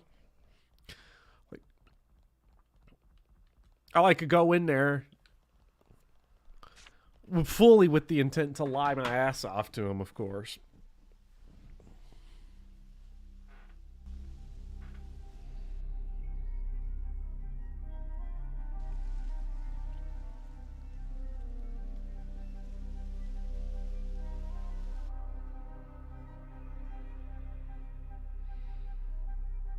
Man, those Mobius mooks, they make my feathers stand on end. Ending people's lives like it doesn't matter. Oh, what a sick joke. Their word for people like that? Know what Nopon say? No idea. Tell us? Super villain pon. Excuse me? What does that mean then? It be the extreme bad guy. Ah. Extreme. I think I get it. Meme? What's up, Manana? Then, Onoa and Mio and friends, supervillain pon. You're labeling us? Labeling. Because friends used to end lives also. That not make them supervillain pon? I mean, it's not like we ever had a choice or anything. It was them or us. So when no choice, not fall under definition then. None of us ever fought because we wanted to. It's just how it worked. How people worked. And the world. So, world is supervillain pon. Huh? Since it make everyone do nasty things. World is bad guy. The world is bad. Huh, I never thought of it like that. Now that you mention it, what in the world are we even here for?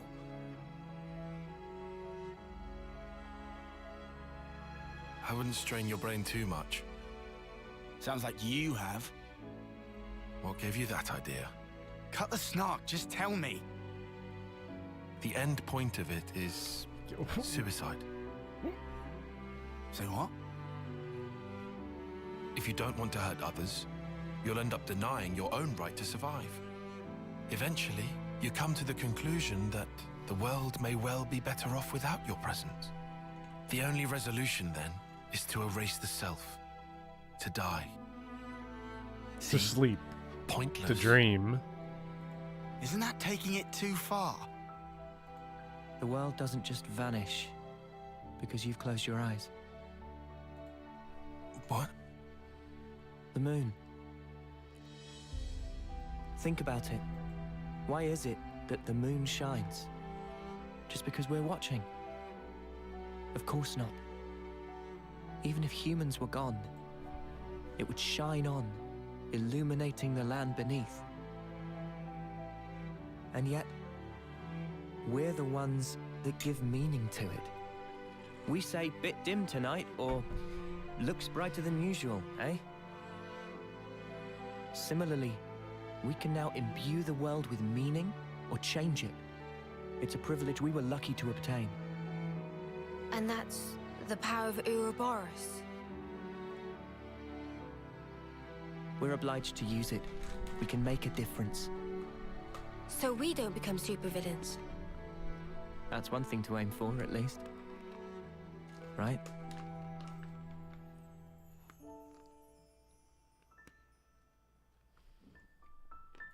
Sweet, let's poke around.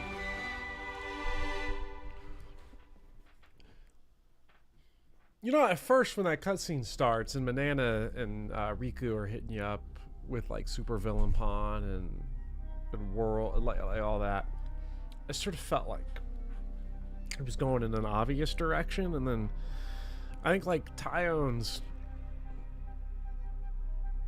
actually pulled that cutscene, pulled that deeper, because that really does, as much as it's like we can joke that it's like the Jokerification of it, it really is like the let's elevate it. We'll call it the Hamletification.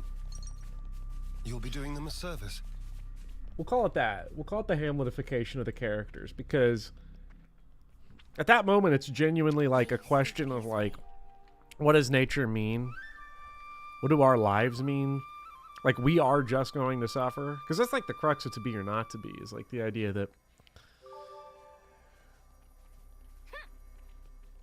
we will suffer. And what is the better choice? To end that suffering prematurely, or to attempt futilely to end that suffering as like a whole? Let's see if I can get this item. Get some parkour here. Now the Macbethification would be nature itself breaking down and everything being evil and wrong. Rather than humans choosing to be bad, we are compelled by nature to be awful. Hey, you sure we're going the right way, guys? What would Gorgification be? Well, it's a path at least. Looks like it's going to be a real pain getting through here. True, but we don't have the luxury of loitering. Well, I don't see any other road to take, so let's just get this over with.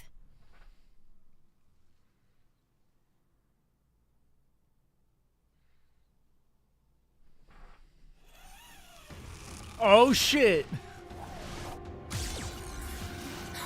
Uni, look out!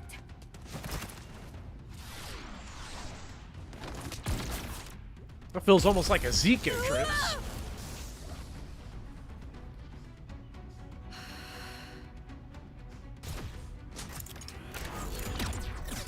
Well, the Zeke entrance would then be preceded by them falling on their faces.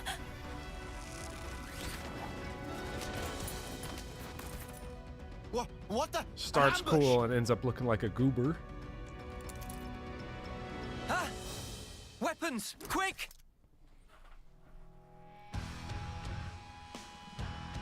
Uh-oh. Hero!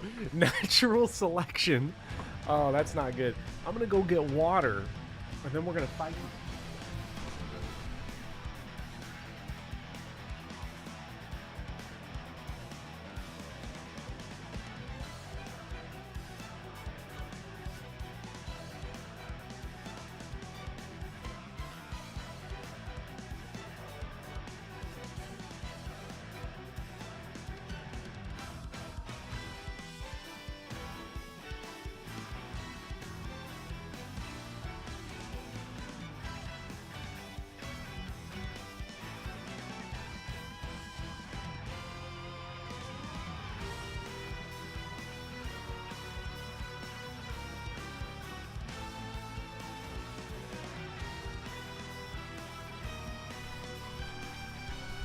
Alright, time for big water.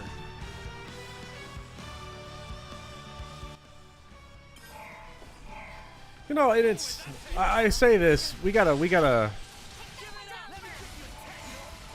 Who am I targeting right now? Who am I? Is it... Oh, it's the whole this feels like the worst person to start fighting because they're the higher level. They also appear to be the main character of the group, so I feel like we're definitely gonna die. We're definitely going to die trying to attack because there's probably like a healer or something in here.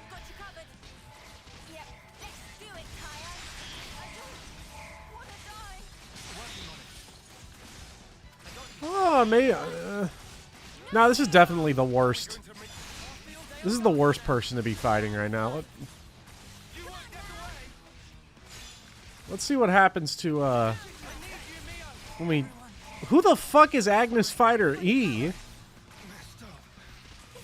There we go. Oh yeah, yeah. Wait, was Brave Lance the attack they just did? Okay, yeah.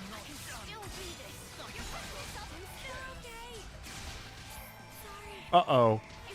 Let's see if we can get... Well, as long as Noah stays, you know, living. No, there goes all the healers. Yeah, big mistake there, choosing to not attack Agnes Fighter E first. Should have definitely done this. Now, level 34 Zeon is tanking this whole thing. I did jinx it. Banish Lance and Killer Stab.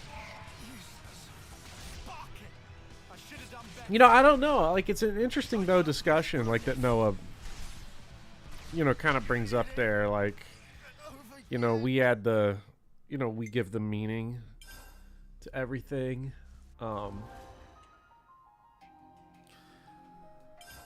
We also would probably like to switch up our roles here a little bit. See what we can do. We'll go with we'll add a second defender there. Level 1, of course, you know, you can't go wrong. Let's keep on the healing side of things. I want you to go back to an attacker. I'll take the offensive then. You go for some kind of tank shit. I don't know. Putting people in level 1 classes seems like it's absolutely doomed to fail here, but yeah, you never know. We might be able to pull a little something out. Well, no, we need multiple healers. We need let's get that. I kind of want. Do I want a third healer? I've had good luck with having a lot of healers because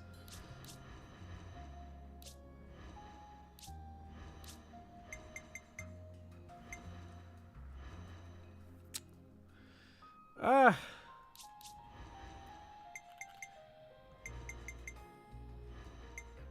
take real good care of the bad. Oh no, this is probably fine. It's a funny cutscene to come just after you talked about the podification of game dialogue. Like, it's not that is exactly what you asked for, but it seems to bring up a lot in a relatively short cutscene. And yeah, that's exactly, you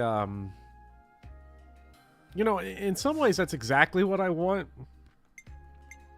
Is more like, what's my auto build? There's my auto build button. Ooh. Oh, we're so close to getting that second, we're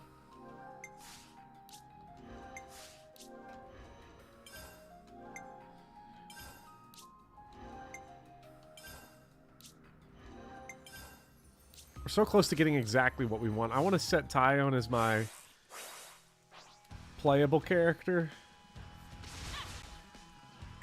I guess not.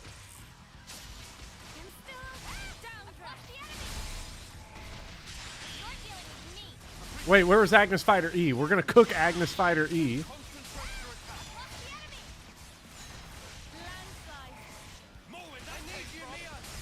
Wait, are there no directionals on this? So wait, how do I build up Saber Strike if there's no directionals? Does it just build up?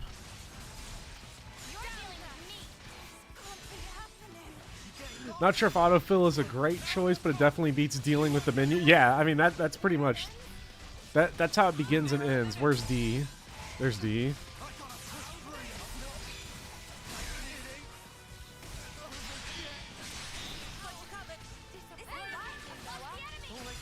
Okay, the good news is that we're starting to whoop them a little bit. And then once we get a chain attack going, it's going to be really good. Because we're going to have Mega Tyone. Once we can get this down to one enemy, then I can actually start talking about that cutscene a little more. Because I must have discussion on it. Oh, this guy's getting bullied. He's getting bullied. Oh, poor guy. Poor Agnes Fighter C. Agnes Fighter B has got to go. Healing? Get that shit out of my face.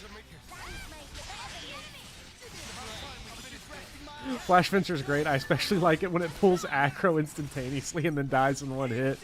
You can't get enough of it. Ah, that's everybody. Oh, he hits you in the JoJo pose? Fuck yeah, let's go, Tyone. This is what I was waiting for.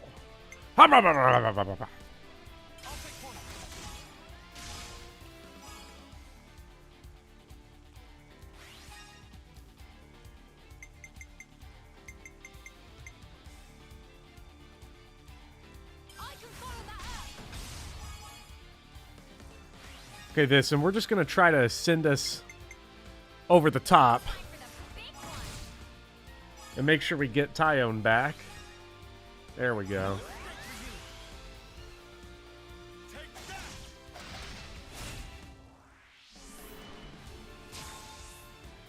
Okay, we got our 150 guaranteed now, and that's pretty cool. So let's, what do we want to open with?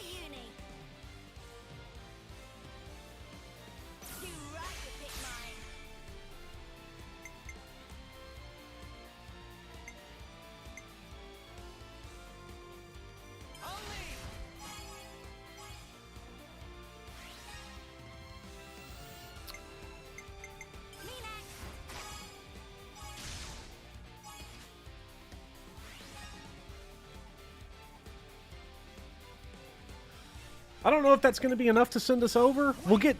I'm fine just getting it down to this, because at the very least, we'll get 2 back automatically here.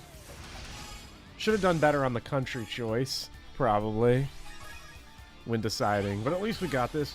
Double spinning edge! Everybody's doing it.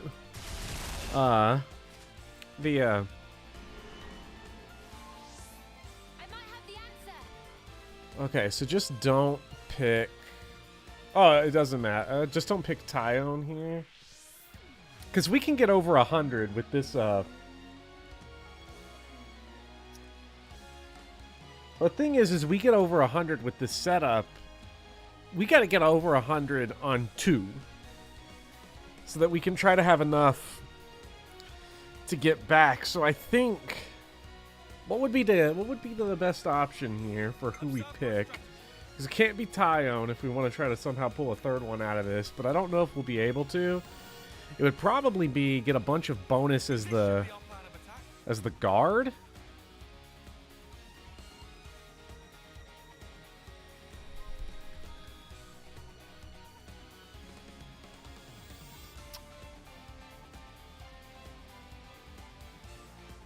Now that's not going to give us a country bonus for either, whereas you will. Probably best to get the country bonus, because that'll apply to both of them. Should send us over 100 easily. Maybe. Yeah.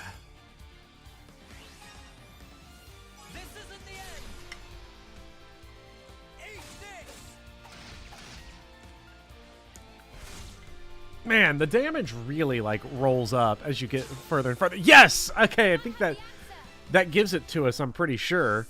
So now we want to pick, either we can go Tyone or we can go, Mio. Which I think in this instance, Mio would be the better one, so that we can get that bonus. To make sure we definitely send us over the top, so we'll go with this, and then we just We just get it.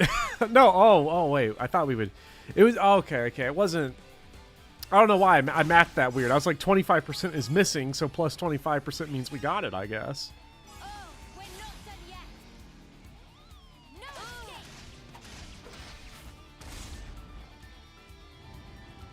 Cool.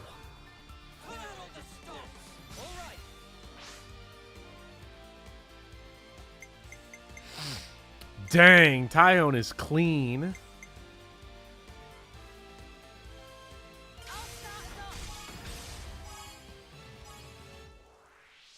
That's such big damage. It's going to be nice when we absolutely go crazy with it.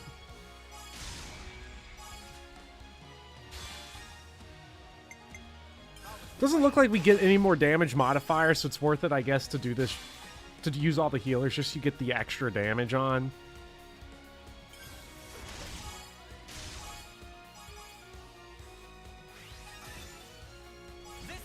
Awesome.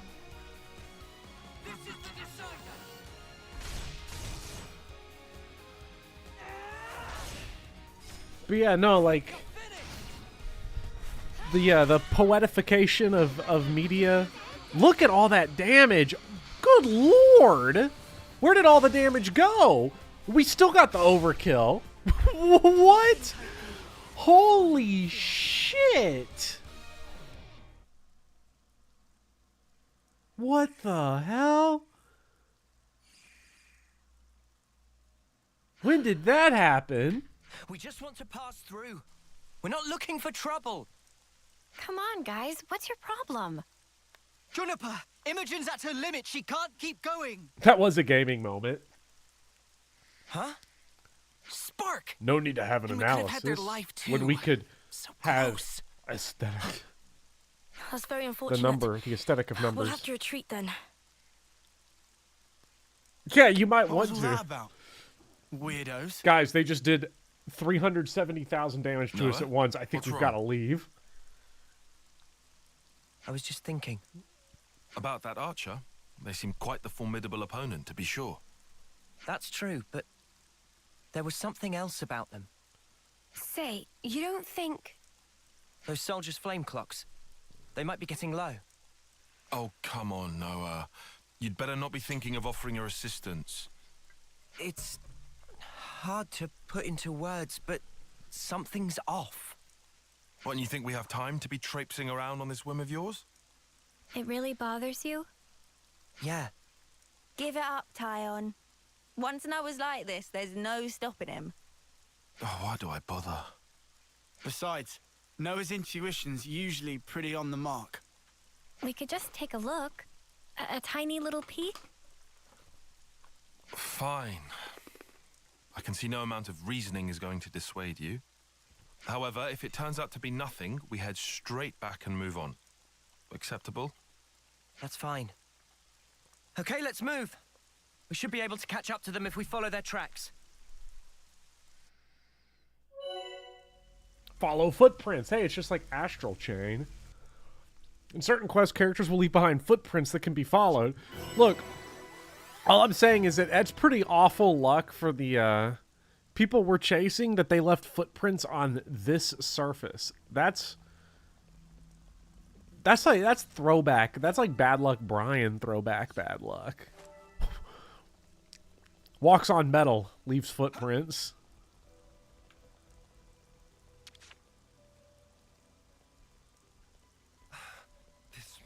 It glows too. Damn, they got screwed.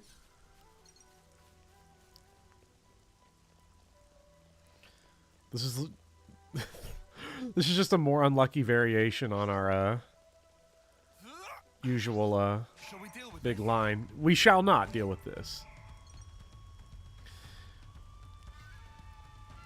But when it comes to, as I was saying, the poetification of video games, one thing that definitely should not be lost, and it kind of has been lost, is the speech, the soliloquy, the big long like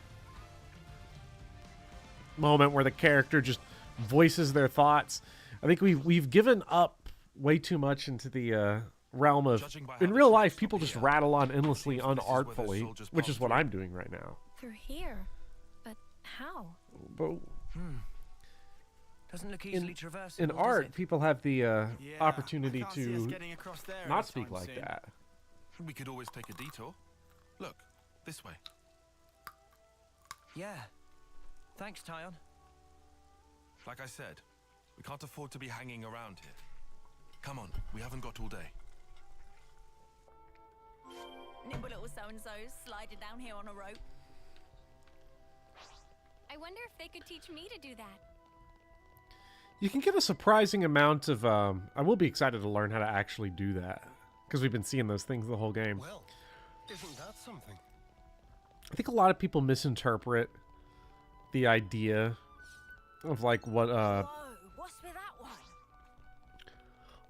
a more poetic or theatrical approach can give, and I think that's because school kind of breaks your brain a little bit. There's this idea when it's, you know, you read, oh fuck, we just got flash fenced.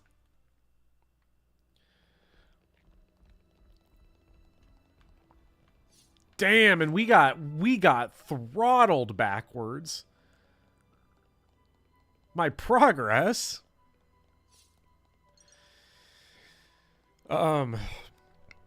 There's this idea I think people get in their heads, which is like, you know, if you read Shakespeare, you read Hamlet or Macbeth, then what you're reading ultimately is all like philosophy that can be theme analyzed and is correct, and we need to agree with it, or at the very least like treat it as if it's the philosophy of the play or of the playwright or of the writer more generally.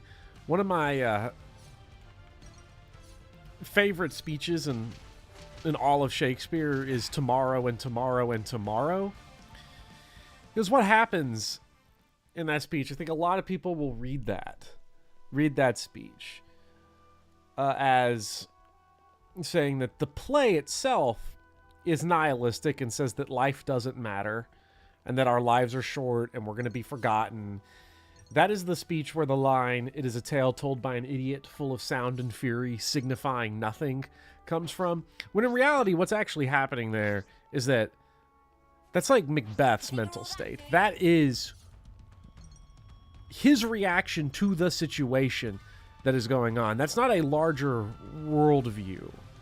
That's not like a philosophy of the play. That is a character reaction to what they're seeing.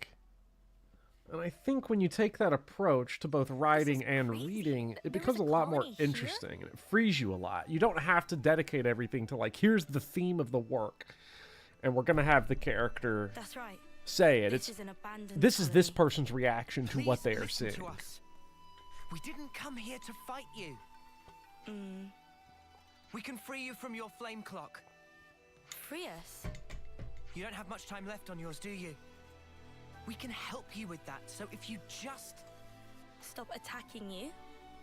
Yeah. Alright. I'll hear you out. Thank you. Please, come in. They're still wary of us. Can't let our guard down. We have some new names registered.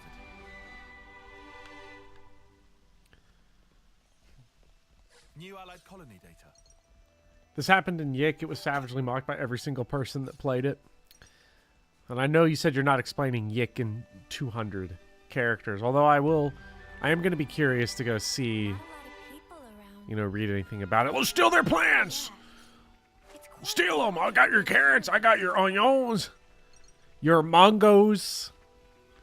Mangos grow underground in the Xenoblade universe. It's like, up is down, left is right, everything's crazy out here.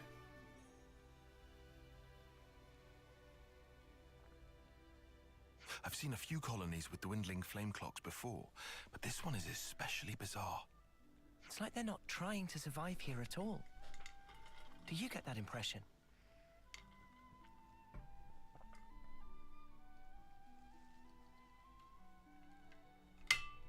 Back when I was stationed at Lambda, I'd heard rumors about Colony Tau.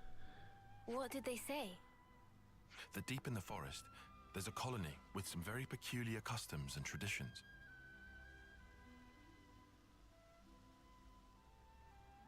This is my first time seeing it in reality, but I never expected it to be so run down. Did you have any dealings with it? None at all. This is just hearsay from Commander Izzard. Anyway, we should hurry. Let's smash the flame clock and free everyone.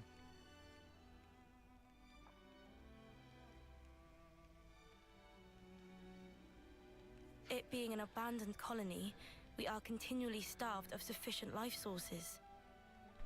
Wait. Are you the commander? That's right. Sorry, I failed to tell you before. I am Juniper, and it's my job to lead Colony Tau. If that's so, then surely you must know who we are. I'm afraid I know nothing. Ah. We have no need of such information. Juniper told us we'd welcome you in, whoever you might turn out to be. So, that's the rule. We don't ask questions. But you attacked us back there. Our scouts told us about some monsters in the forest they've never seen before. So, we sent them out on a hunt. But then they bumped into you en route. They must have figured it'd be more efficient to get you out of the way first. Though, contrary to our plan, we were made to retreat. Oh yeah? What about your consul? Where are they hiding? I told you, this is an abandoned colony. Our consul rarely visits us. You're in such a strange situation. All the more reason to get you out of this predicament. I think you guys are getting the wrong end of the stick here. It's true. We aren't afraid of Colony Tau's flame clock running out. All it means is the end of our days gazing at our ever-diminishing supply. But you could die. Uh-huh. As if we just let you waltz in and break our flame clock. We all have to perish someday. If our lives should expire, then we'll sink into silence, darkness, oblivion. We'll return to the earth. Yes, but you can't just... The land will take us, and we will simply be. That's how it is at Colony Tau. No one will ever think of us, and yet here we are. Slowly but surely, we are withering. We don't always find the nutrition that we need to live. If Colony Tau cannot accumulate the vital flames it needs, then it proves only that we were too weak. And in nature, the weak are destined to perish. The logic would dictate that nature is pushing you to become stronger. If we set you free, you won't have to worry about all this crap. We neither worry nor fear for what may come to pass. We've already lost so many of our friends and allies. And every time we return to their bodies to the earth, such will be our fate. What's the point of fearing the inevitable? We know we're gonna die. What's wrong with us living the way we always have? But how do you live without hope? It will spell the end of the story that our predecessors weaved for generations. A tale cut short. I won't argue that it feels a little melancholy. In that sense, if we were to be freed from the flame clock, then... Juniper! Bad news! Tell me? The monsters are coming straight for the colony, and they already took one of us down. No. They came all the way here. We'll join you. We have some new names registered. We've accepted that we're gonna die. Well, we have the cure for that. You can carry on. No, thank you. You would prefer to die. You know, but it's an interesting thing, you know, like... you might have artificially been created to be on this, like, super limited, like, flame clock where you're gonna die in 10 years. Or you only live for 10 years or whatnot. And, like... if that's who you are... and that was how you were built, essentially... well, I could see people that are like, no, I want to live and die as I've always been. I don't want to extend, you know, beyond that. Now, it's a little weird in Xenoblade 3 from our perspective, because we know, like, you just go on to live like a full life. This isn't like a Soma situation where it's good news, you can live forever. Bad news, you will live forever as a 140-year-old screaming, wanting to die.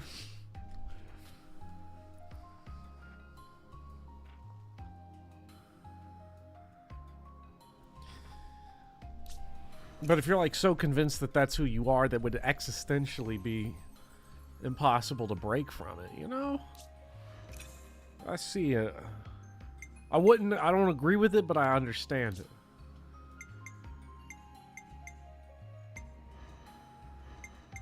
Let's see, where does Uni fit in here? Because Uni is like super min-maxed on these class levels. Yumsmith? I love Yumsmith. We're running low on healers here. Let's Leave the healing to me. let's do that kind of healing. I need you to work on that because that's like your only thing. Tyone, healer, all the way around. Senna. Let's get Senna healing. Sure. People get off-put by the idea of immorality. It's kind of similar.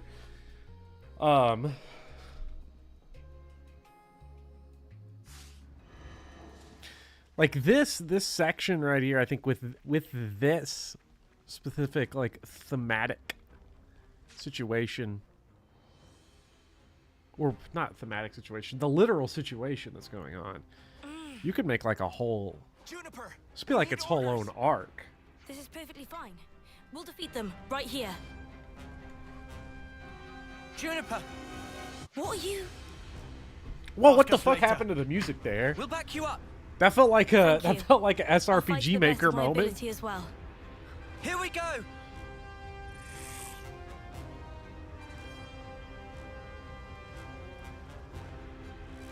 We have some new names registered.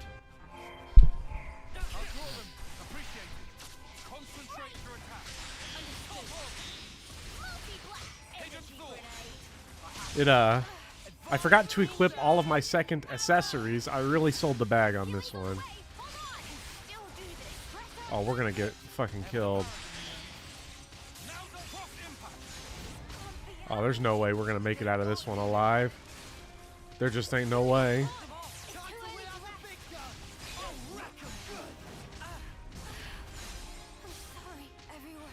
Oh yeah, we are dunzos.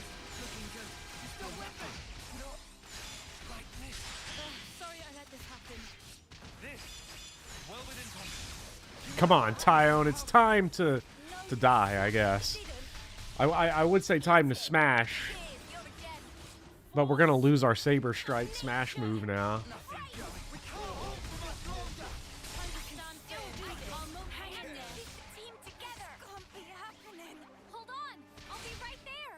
Yeah, I should probably go with I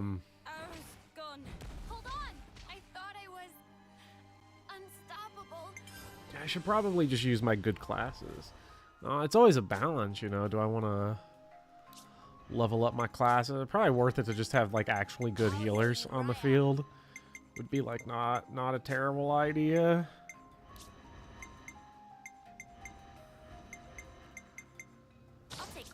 Get my classy XP on just like random bozos. Let's see. I'm fine with attacking.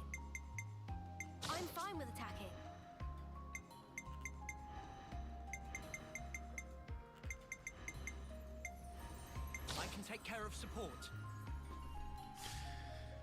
We'll deal no damage doing it this way, but at the very least we'll always be we got the friendship ring. We got all the auto builds. More auto builds than you could ever imagine.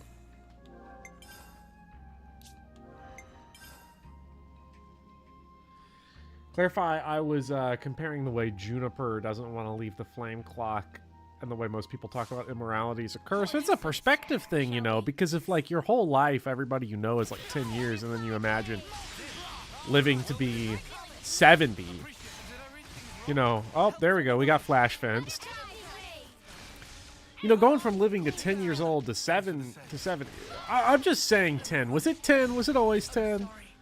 Or am I like just...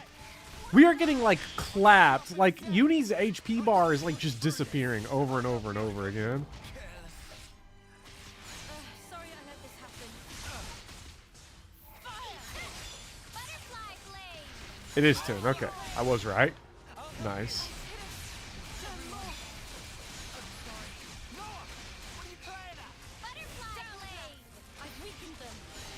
You know, that would be like us going from living 70 years to 700 years, you know, relatively, in terms of, like, just the scale. And, like, when I think of, like, the... What the fuck just happened? Who are these guys? These Anon, Renan. We're getting clapped. But is there anything we can even do about it?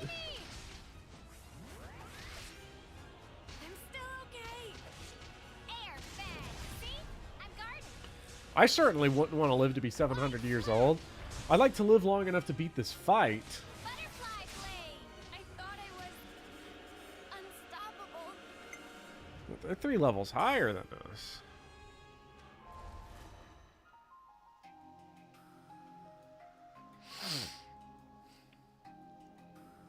Freeing them from the flame clock doesn't even remove the 10-year timer. It just means they're constantly killing things. This is why I need to play the game like more consistently so that I don't forget all these terms and like which thing relates to which. Because I just assumed the flame clock was also like the thing that runs down your life.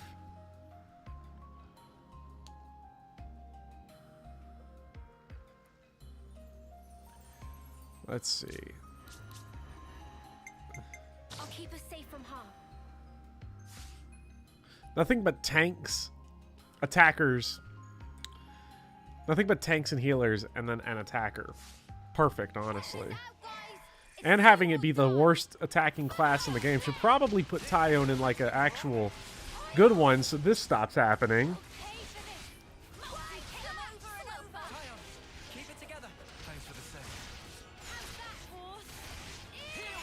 I think we can get through this guy now this time easily. Very easily.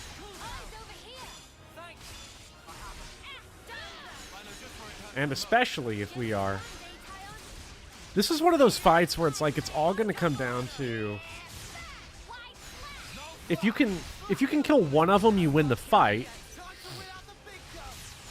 The issue is you have to survive long enough to kill, like, a guy. You kill a guy, you're good. Because the problem is that there's fucking 3 of them.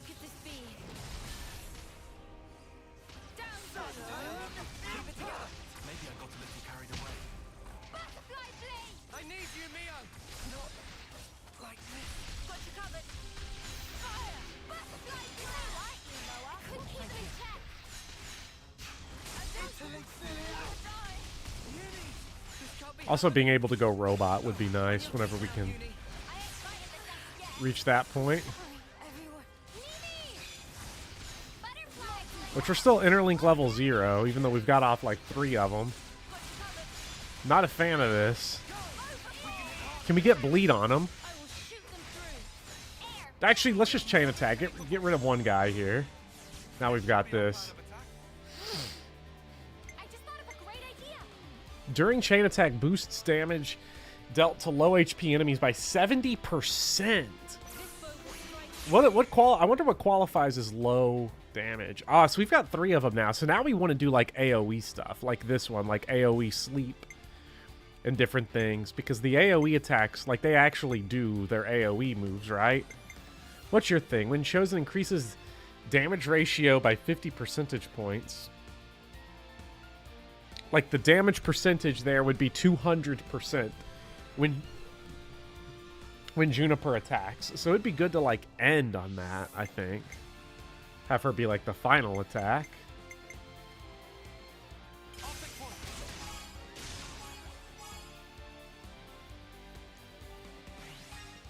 Ah, perfect. See...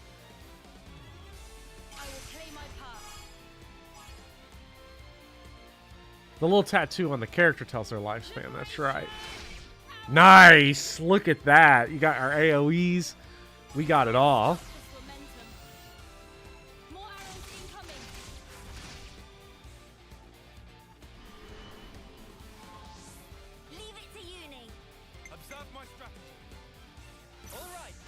What's my strategy? Recommend putting on your good arts on the same button for everyone so you don't have to think about it. Just to go for the AoE ones. Because I need to go for AoE. AoE is great. See, it's hitting all three of them. This is fucking badass. This is so cool. So cool when the thing works. Yeah. So now we're just getting like overkill experience, but we're actually doing damage to everybody. That's badass.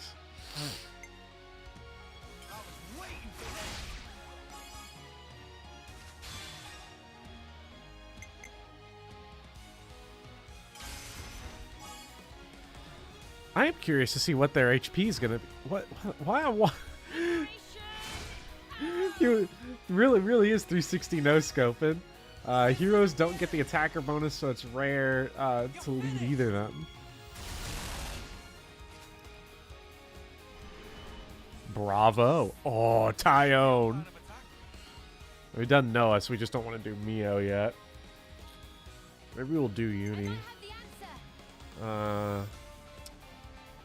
Let's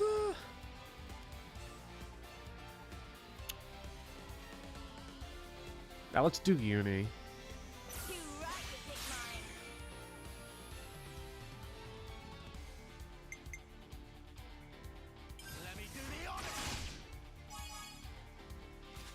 Never looked at that animation. That is hilarious. It's very silly.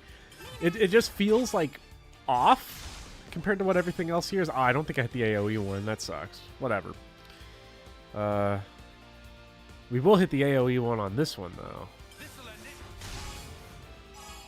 Getting super damage.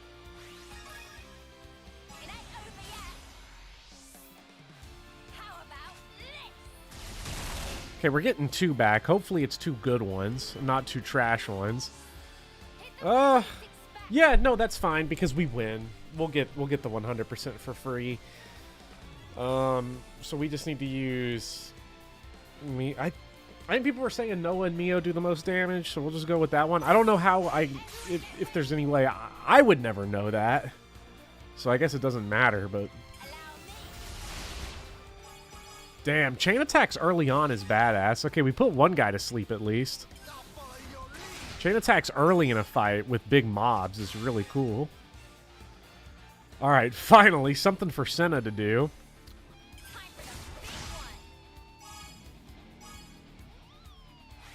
Noah just does the most damage, period.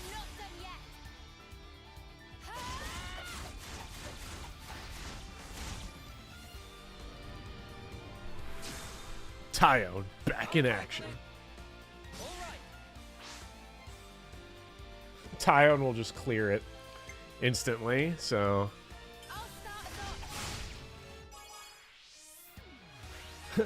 I think specifically Senna's does more, but if you accidentally get lands, it's really bad. Poor lands. Lands cannot catch a break. Just losing, losing, losing.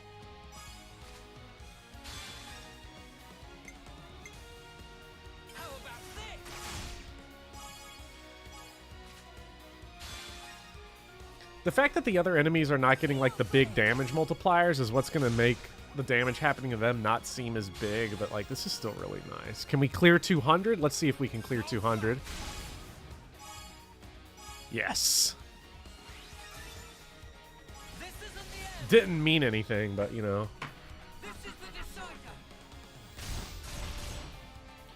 This isn't the end. Yeah, because I got 2 more mobs.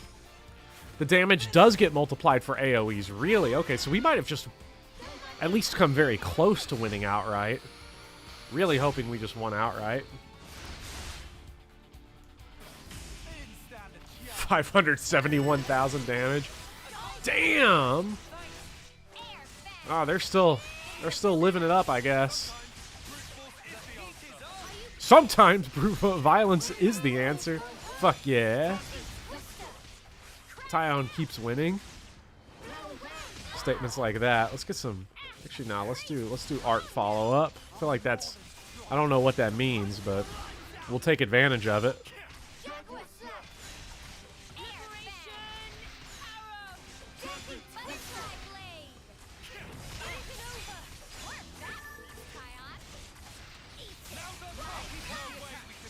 Ah, good thing we waited.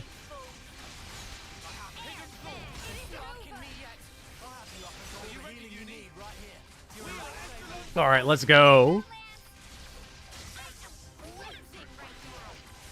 Oh, we're all big robots. Cool.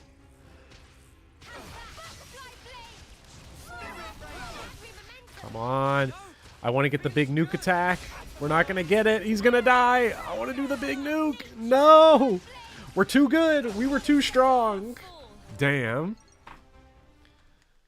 We were just too powerful. Thank the flames. I'm so glad we made it in time.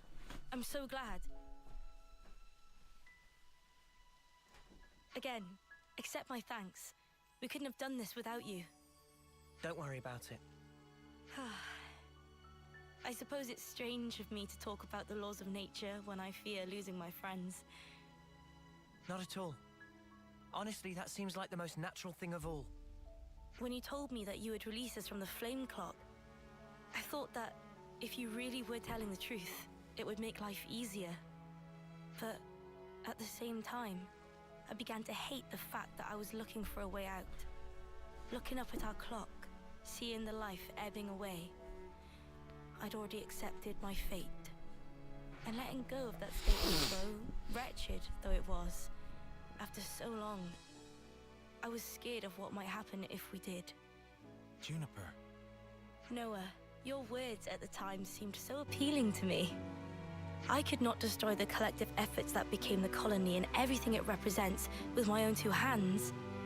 But then you said you would destroy it for us. We'd be guilt-free.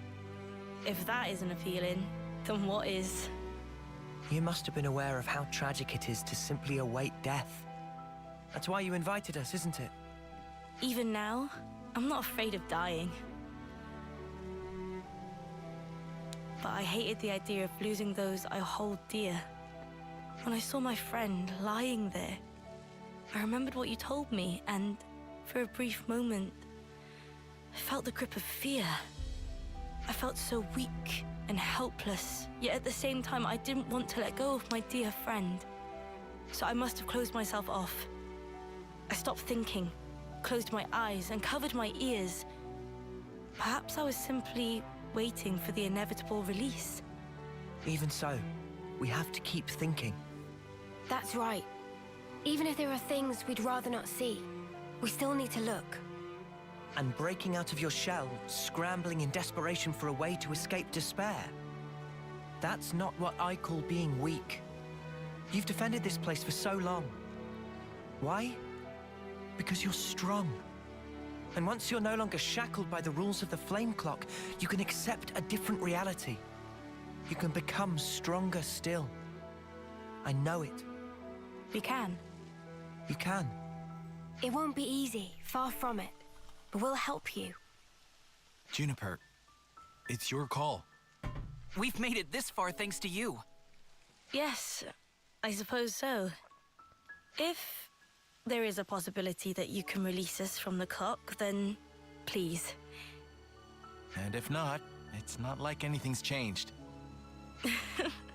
Very true. If you can't break it, I can live with that too. Nothing changes without a reason, without a cause. Perhaps this event will teach me to see things in a new light.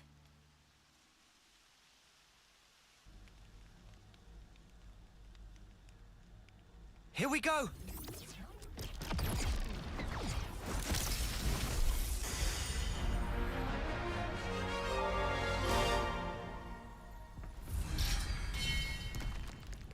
No, Agnes! Oh no, they're gonna get us! Oh, I'm so scared!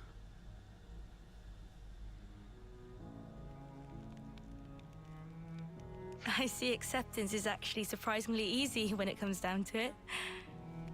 I think it probably is, yeah. I'm sorry if this seems rude, but could I ask another favor of you? Sure. I'd like to learn much more of the world, become a stronger individual. To that end, is there any chance I could accompany you? What do you say, No. guys? Luigi at the gods, certainly stop, do no. with someone of Juniper's I did not need to It'd be know that I reassuring was to gonna have you get on some board. Agnesy. You're very welcome to join. Is your colony gonna be okay, though? Can they get on without you? Colony Tau needs to undergo change too. We need to extend our knowledge and grow. So I'd like you to take me on a trip, somewhere far away, and show me something new. A journey of discovery, huh? I guess that's another thing we need in order to grow. Might be an idea to send some of our younger recruits out too. Could be a good lesson. It's time to breathe new life into our colony. Let us break free from the chains that once bound us. I guess I'm still hanging about though. Can't have us all gallivanting about the place. Your consul really doesn't bother to show up, huh? Even after we broke the flame clock, you think they'd know?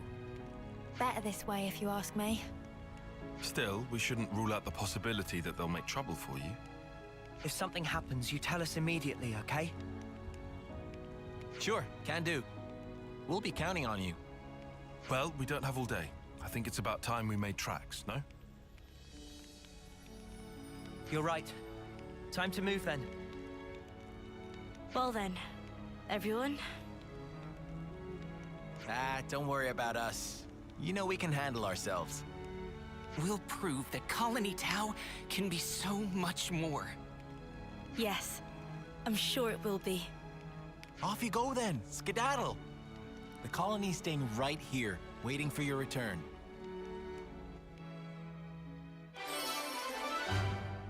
Hey, we mastered a skill. I don't know what, but we mastered it. I don't know what that means.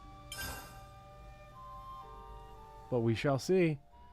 Oh, we got rope sliding. I'm so glad they just call it rope sliding. Noah's getting way too many of these that he's got to inherit at class. Stalker, role attacker. Deals low damage to individual targets, but excels at managing aggro. Works with allies to make good use of art follow-up fields. Does not seem that good. Somehow the idea of dealing little damage does not seem super appealing in a game where enemies routinely have like 18 million HP. But then again, the aggro management part's also going to be critical. I don't know what art follow-up means though. The art of the flow taught to you by Juniper. You can cancel arts into other arts without using fusion arts.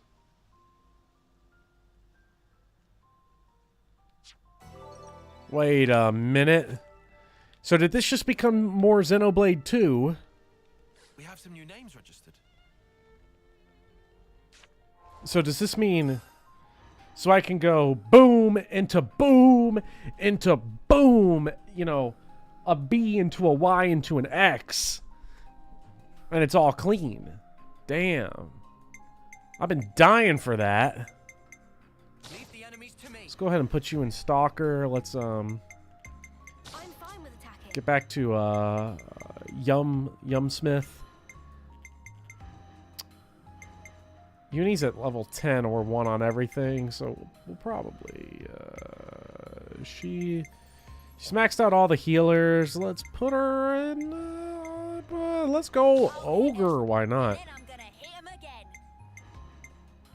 We're better to monitor the battle than on healing duty. I'll take real good care of the bad guys. You know who we've not played at as a long time is Noah. Noah, I feel like Noah, in my brain, is getting done dirty by being the main character. Because, like, my brain just sort of shorthands RPG main characters. It's like, you're the guy I'm going to care the least about. So I'm not going to fuck with you too much. Which is not fair. Because there ain't nothing wrong with Noah.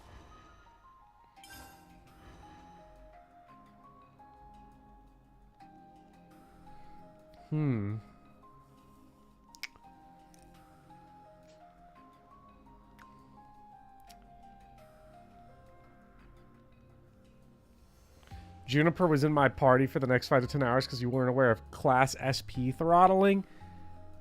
Does Juniper hurt your SP growth? Because if I look at our heroes, I mean, we could go get another hero, honestly.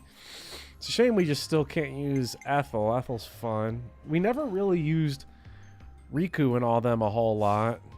No, we'll give it a go. Everybody's saying Juniper's mid.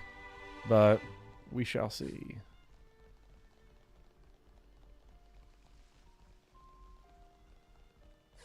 Hey, would you look at that? Woo! It's gonna be a surfing summer. Gonna be a surfing summer all the way.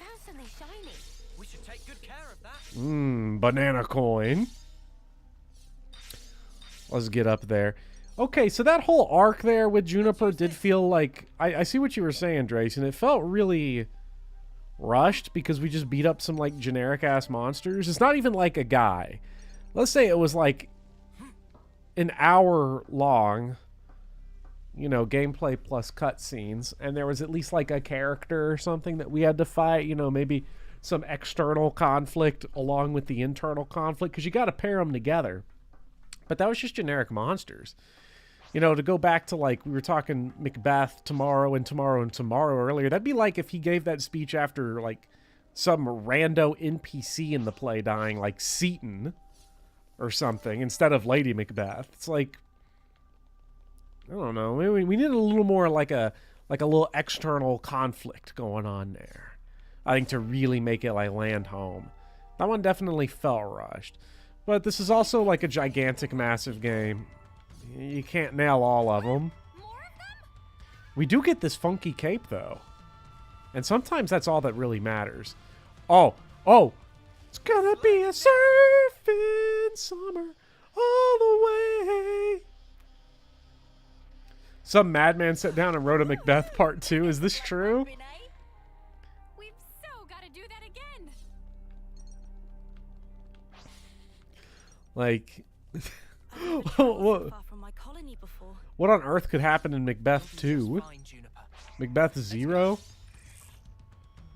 I kill for Shakespeare where a Komodo dragon just walks up and messes Malvolio up. Shakespeare, but it's got random encounters.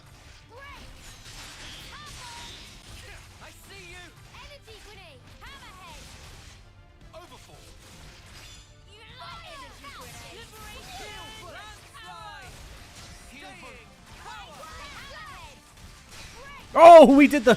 Yes! We did it. We did the thing. I had to get the timing down for all of them, but we managed to do it. Something about this clash just physically doesn't feel all that interesting to watch. I think something about the repetitiveness of the bow and arrow, you know, isn't as cool as, like, you know, dual-wielding, you know, rapiers or just hitting them with a big hammer, you know. Because even though I would 100% take... Hold on. 1 second. When was the last Olympics? 2020 Olympics. Archery. Let's see who won that. Who won archery at the Olympics in 2020?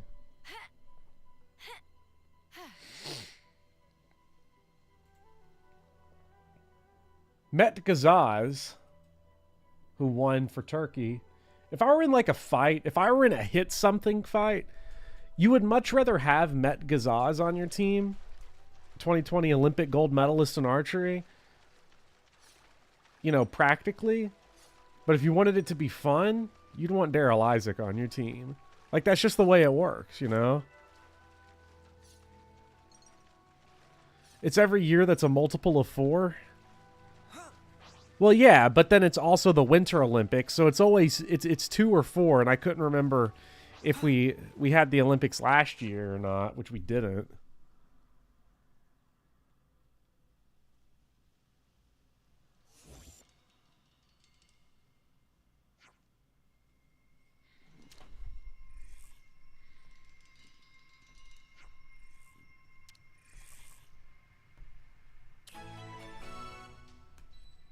Standard quest, imminent illusion.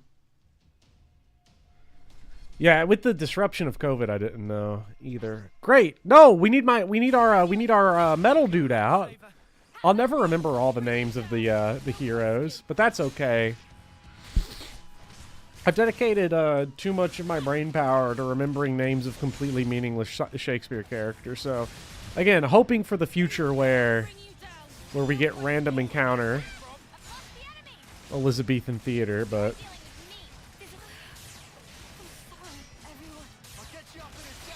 Oh, we art canceled into an art. Again, it just feels good. The timing on these ones is weird. I don't know if it's worth necessarily learning, but this level 34 guy is absolutely clapping our cheeks. Good lord. Being in a bad class ain't helping, that's for sure. Slow as hell. Not doing nothing.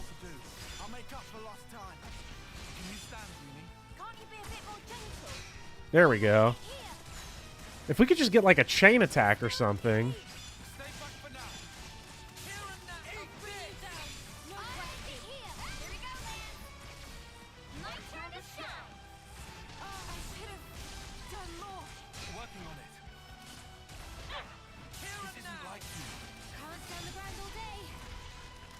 Come on, we're so close to getting a chain attack. Can we get the giant robot? I feel like I've been getting the Ouroboros clicks a whole lot. Yeah, let's go.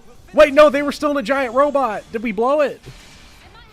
I still don't know why we didn't get all of everyone at one time. Were they dead or something? Your opinion of Noah won't improve if I stay in this class. That is true. This class is got to go.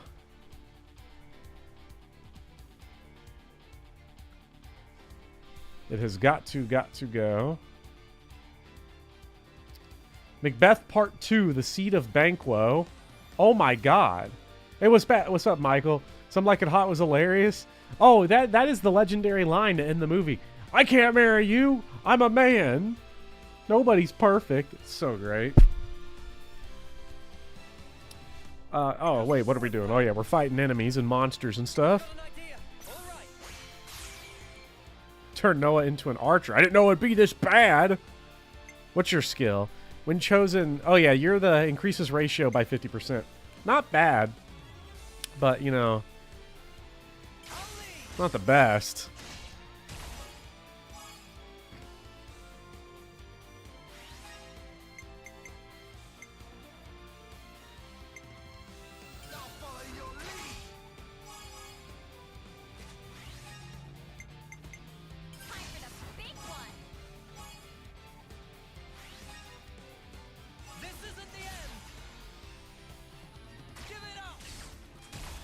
It means they're using it to survive critical HP. So what Shakespeare party would you run in an RPG? You're thinking Macduff, Caliban, Festi, and Falstaff would be a pretty good offensive. Look, we are...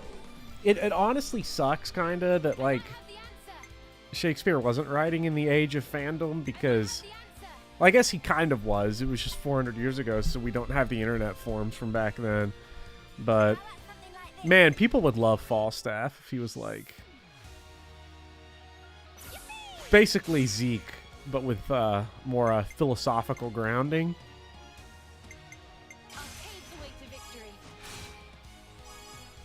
You've been an archer for exactly 10 minutes and already hate it. The turnaround. Yeah, no, it just doesn't look pleasing in any way. It's very slow. Very static. I want my anime animations. Noah's feasting though right now.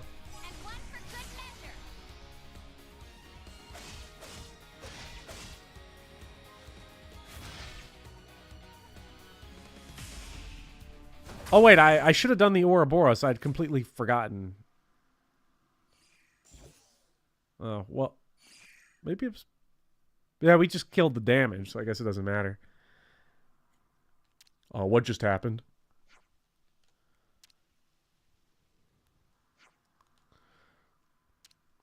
I'll probably still try to get to a really high level with the archer stuff, though, just so that we can, you know, we can have it. It would be nice. Interesting side quest. That's basically just a free bonus EXP dump on us. I'll take it. Because basically, I think the game plan on bonus EXP is we're not going to use it because I don't want to throttle my CP. And then when we get to the final boss, I'm just going to dump all of it. It's probably how it's going to end up going. You know, I should check our little, like, cards that we can get little bonuses from. What Shakespeare protag would make the best JRPG protagonist? Best JRPG protagonist would... See, that's a tough one. It depends on what you're going for. I think Viola from 12th Night would be a lot of fun. And then if you had like a... if you were trying to go for a more angsty one, it would have to be Hamlet. I think that's your two you're going with, is Viola or Hamlet, depending on what tone you want for your game. Final boss has like 8 phases and no checkpoints. Please overlevel for it. Oh, that was always the plan from the beginning.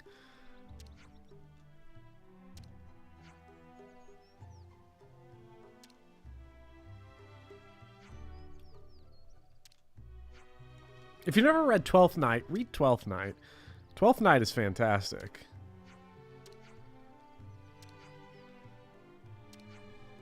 Cleopatra could also be one. I feel like Cleopatra sort of gets underappreciated as a Shakespeare protagonist.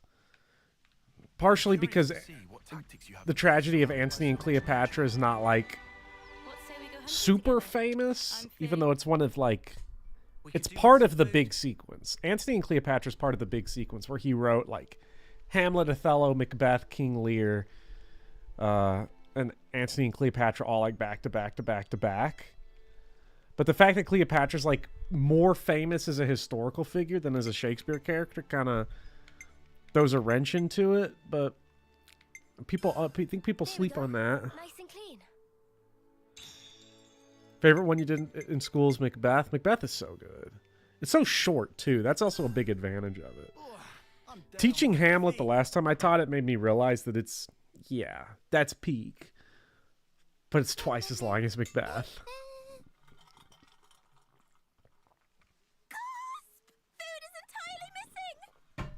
That sucks.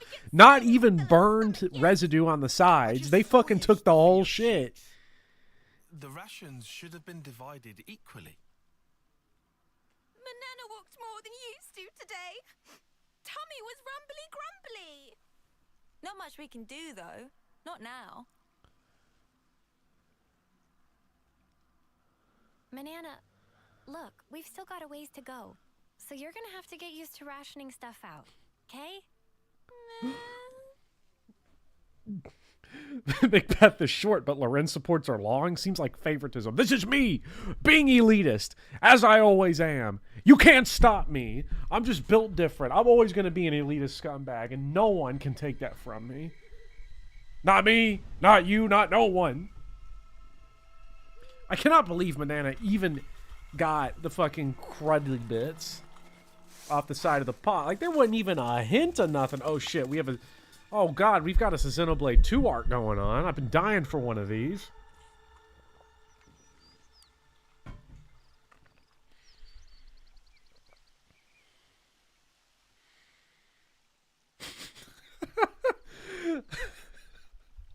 Gasp! All the food's completely gone! What's up? What's wrong? What did you say was gone? I think she was yelling about food. What? No way. For real?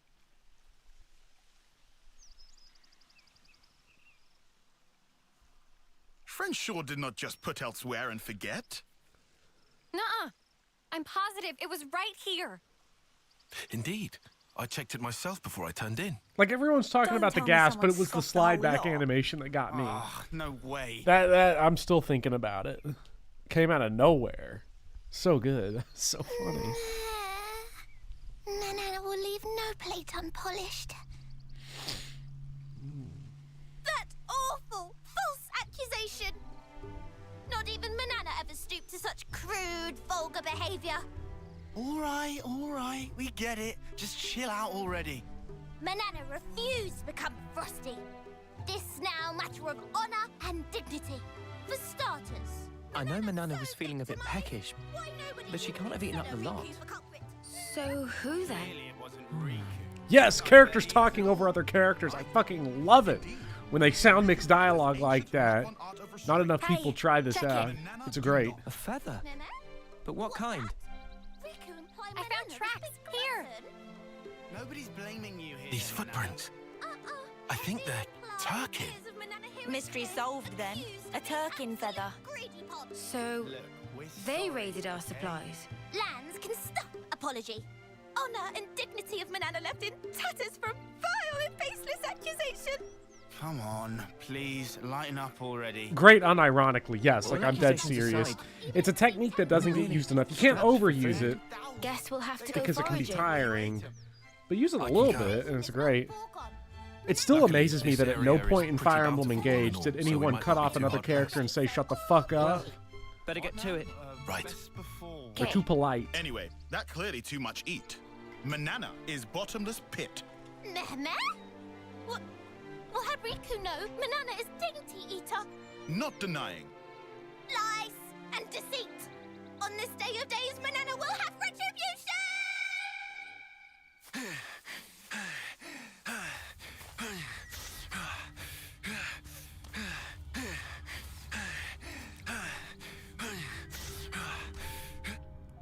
Looks like we've got ourselves a runner.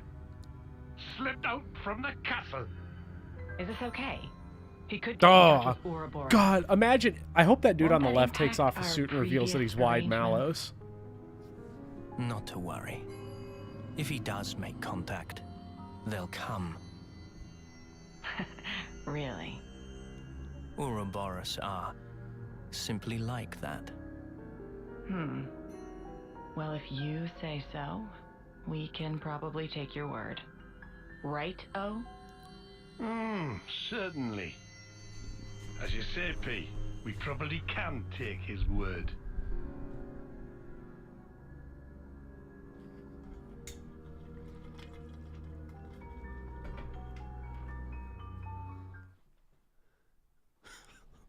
I'm glad Wide Mallows just is something that randomly popped back in my head is a great meme. What a legendary character. My Xenoblade Avengers would be Mwamba, Wide Mallows, and Gorg.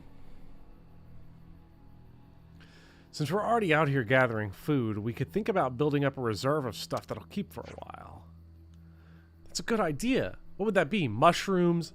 Nuts? That sort of thing? I'm on it.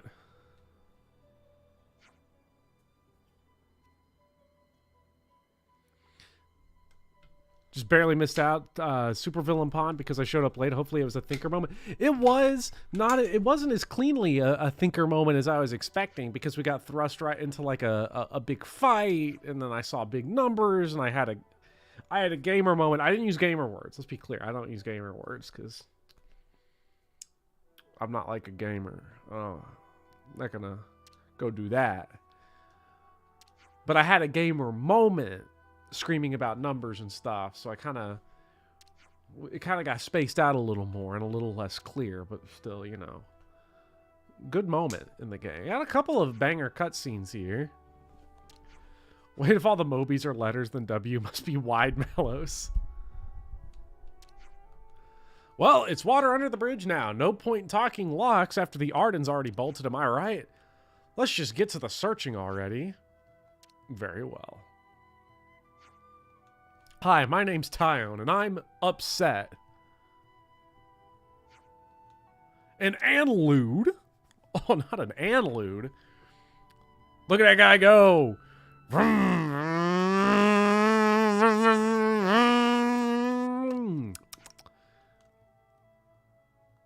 Love me some hunter-gathering.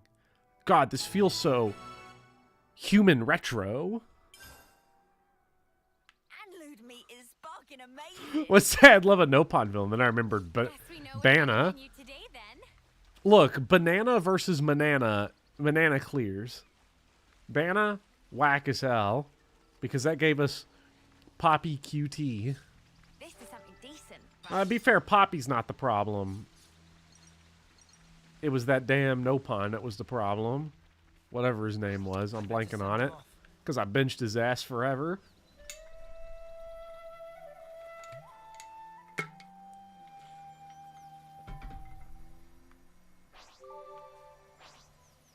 Collect the specific things. Luscious.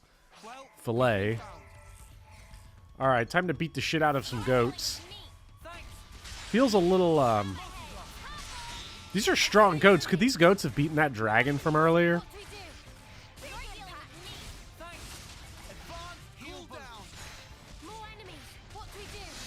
Come on! We didn't need this. We didn't need more of them to just show up.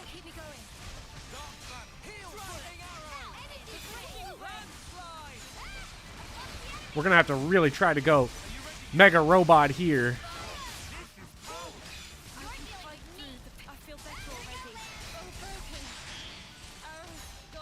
Okay, we've almost got one goat down. Please, kill all the goats. We're dying here. This is not okay. Come on, big ass robots. If you could just kill one of them. Just kill one of them. We had to get a fucking bird here. We got cooked up with a bird and no Mwamba. How on earth is the game... Oh my god, the game is actually expecting us to be birds without Mwamba. This is fucked up. This is sick. I like Poppy, but that means Tora. Yeah, Tora.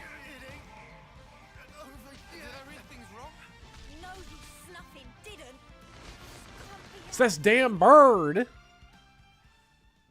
There wasn't any food here, was there? I forget. Does this game have rock?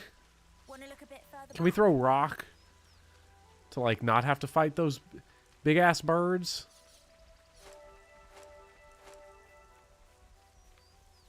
Well, we've been found.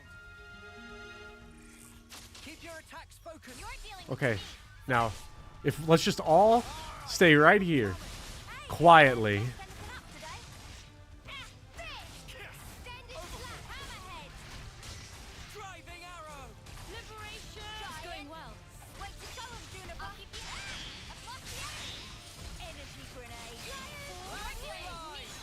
Now this is working out a lot better this time. Hell yeah. These goats could single-handedly win this war. They beat the shit out of that stupid fucking dragon, that's for sure.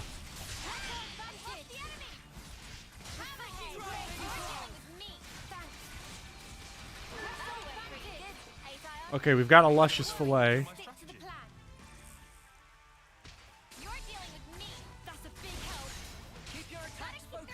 Okay, we've got 2 of them on us now.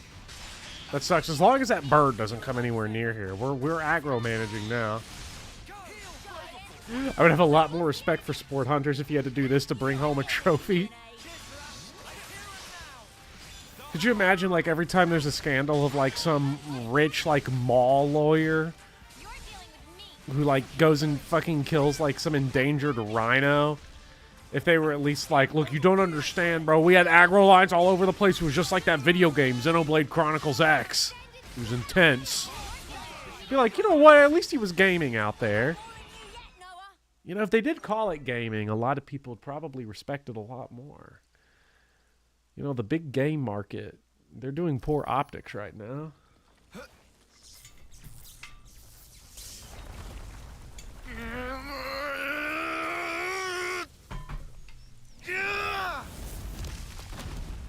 Hunting would be a lot harder if deer had HP. Well, they do have HP. The problem is they only have one HP. Glad Riku had just power frame last night. Should perform 30% better than leading brand. What's you on about, leading brand? I get that we're weaker than Agnians, so we need this to get on more of an even footing in combat, but... Friends say but. Why but? Big butt. I love butt. We just need oomph, you know? Like, kapow! Sort of thing. Sound effects not help comprehension. Oh, you know. I don't know. I feel like sound that effects help comprehension, Banana. You're just being difficult. Doodad? Ujima flip. You know what I mean. Don't make me say it. What friend want to use for? Well, I... Not on your end by any chance? If so, Riku have to pass. Oh, come on. So Riku gets right. Backing up, this plan of Lance, Noah privy to it? Make decision without consult allies? Bad form. But he's our enemy. And who decide that? Yoru never say himself? That he enemy? He didn't. I did. In absence of complete picture? Well, but he's different. So after meet just once, Lance make up mind? Then what are we gonna do? Only thing friends can. Keep moving forward. How's that gonna solve anything? Should never have asked. Also, doodad, not that kind of thing.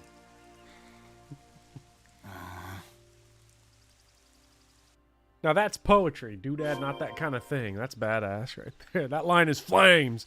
Line's actually pretty funny.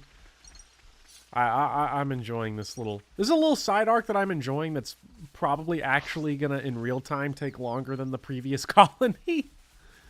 Which is very sad. Thank God those guys aren't aggressive. Let's see if we can get up into them treetops. See what we can find.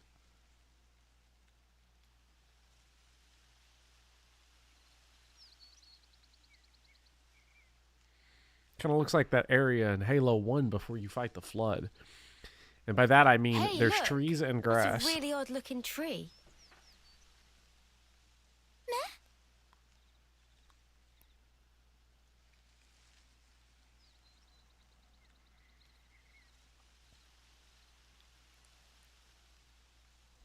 Oh, wondrous day! Cannot believe eyes.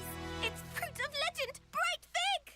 Bright fig? What's a bright fig when it's at home? Let me guess. They're stupidly delish. Oh, guaranteed! Deliciousness is such that friends will be picking up jaws from ground for weeks! Uh-oh. What's up? Are they rotten or something? Tragedy strike. These not ripe for plucking yet, let alone eating. If eat now, bitter flavour cause agonizing death. Huh? I don't know. Cute. They look tasty enough to me. Bright fig not good for eating even after full yellow. Still have to wait another year before able to enjoy. That's too long. Man, so much for that. Never mind. You can always come back next year. It's legendary, right? You wouldn't want to miss out. Guess we'll have to. But, Mio, year from now? Even if I might not get to do it. You guys can still have a taste. Why wouldn't you... Whoa. Love, you gotta stop being so detached about it. You'll just get everyone feeling guilty. Oh, sorry. Please don't mind me. Don't mind me, she says. Course we're gonna mind you, doll.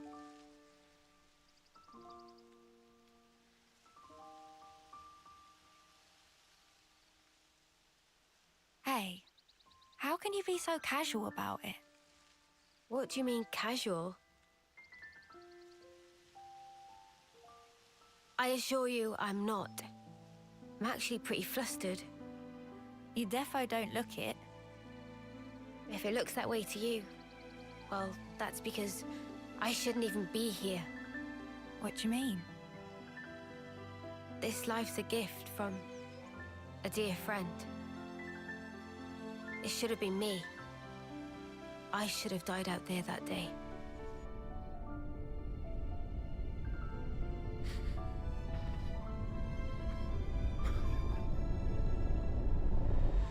So this isn't really me.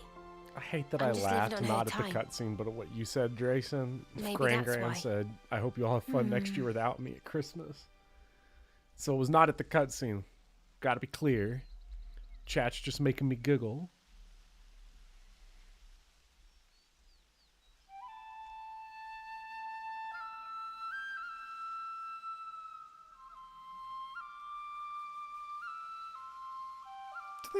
Do they have Duolingo, but for like an instrument?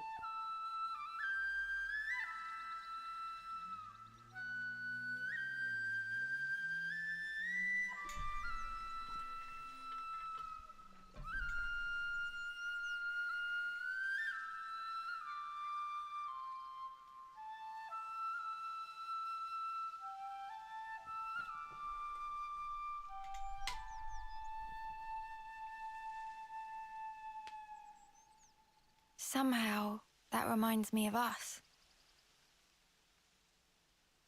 I know. When we're interlinked, I can see a glimpse. Inferno. Destruction. Land screaming. Noah's memories. What if... Bear with me. That friend of yours, she showed up like Yoren. As an enemy? As an enemy. I suppose I'd want to know same as Lance. Simply why? Gotcha. I figured. Why is it that you gave your life for mine? Why? You could have lived longer yourself, Miyabi. Why did you do it? So her name was Miyabi? Sorry. Guess it's a sensitive subject. It's funny. I thought I had it all locked down. Thank you.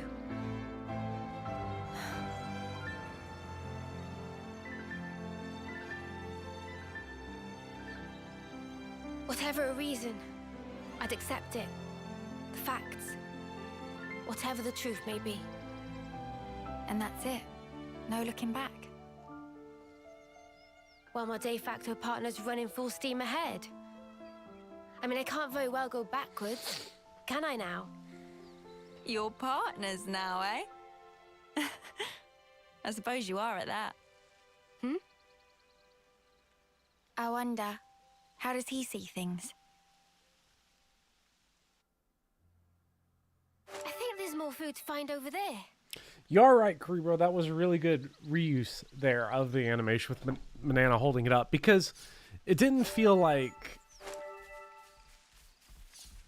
It didn't feel like an animation reuse. It felt like... Because what it was a riff. It was poetic repetition.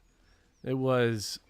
We've had that as a joke earlier, and now we're playing it back again, but in like a serious moment, and it causes the emotion to honestly hit stronger that way, that even the gesture itself has a little like kind of double meaning there. Something that we were laughing at just a moment ago is now funny, especially if you are like video game literate and know the Zelda thing. So I'm not gonna lie, something has happened in this stream, in this specific section of Xenoblade, the Juniper section notwithstanding. That part's been weak, but I think the overall like general game has just started to impress me a lot more in this part. Like, I was already enjoying it, but now it's like kind of going crazy. Like, it's like my overall feelings towards Xenoblade 3 have like gotten a lot higher in this one, from a game I've been really enjoying to a game I'm, you know, really, really enjoying. You know, adding the extra really in there. That's serious business when you start adding more of those modifiers. More adverbs. The more adverbs, the better, by the way. Best part of speech in the English language. Especially because of the way they're modulating emotions, like, really well. Like, this isn't just, like, sad dump. And it's integrating. Like, that last cutscene was honestly, like, Xenoblade 2 would never. Most games would never.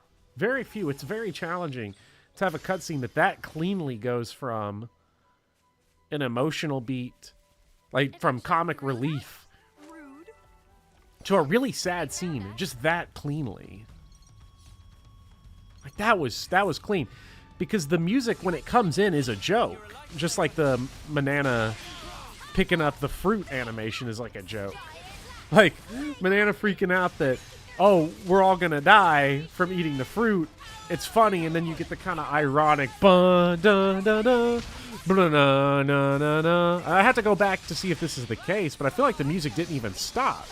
The music just slowly like went in, and then by the time you're like getting to the really emotional part, the music's just going like full on like weepy, and it's great.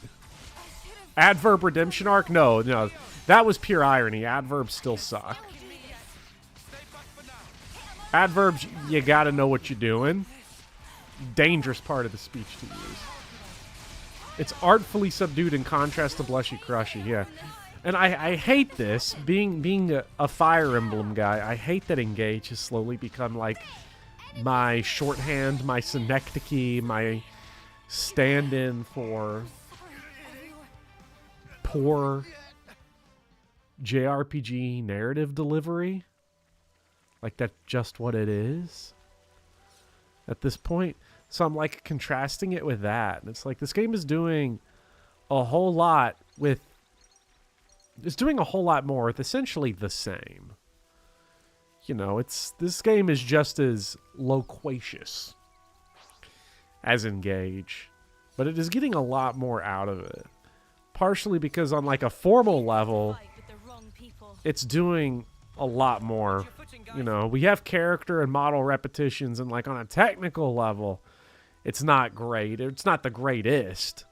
You know, the modeling and the animations and everything, but it's getting a lot out of it. Because it's more than just having technical variety and like the highest quality animations. We are not in a shot reverse shot fest, and even when we are, it's doing it a little better than what I'm seeing in a lot of other games. Keep going, you're near the end of the chapter, you'll want to see it. Because we are getting to that awkward point where it's late at night, but I don't want to stop here. This feels like a weird point to stop. Like, if the end of the chapter is the end of this quest, I'll definitely finish it out. If I can beat this.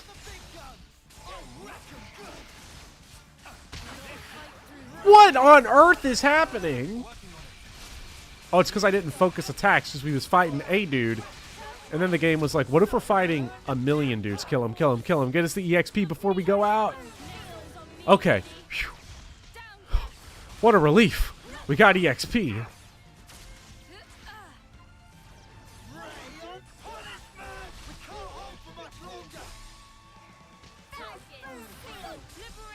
This chapter goes on a long time. Go until Campfire.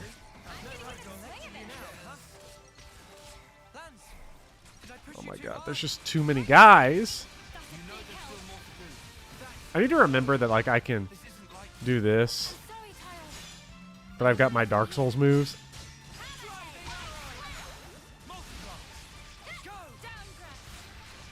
Monolith makes these on Switch, and that's why you want to work for them. Learn the skills from the masters.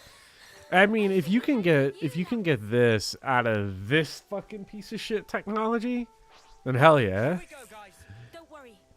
Oh, honestly, being a major studio developing for the Switch, it's like borderline like flexing your indie muscles. You got to get your mindset back to that of like, you know, we have a lot of money, but we have no hardware. It's like the opposite of like doing for PC. We have all the hardware, but no money.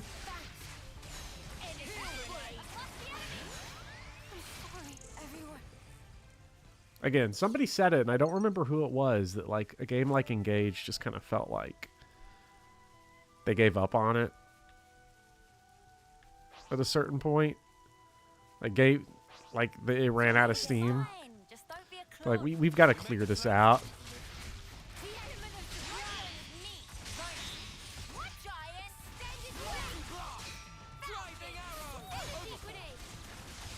I feel like I'm just being a mad hater in this stream, and I don't like it. Let's go back to positives. I'm not being a hater about Xenoblade 3, but I'm doing that, like, horrible thing of... I got hit from behind. Damn, that dude's got a strong backhand. He, like, literally just backhand slapped my ass.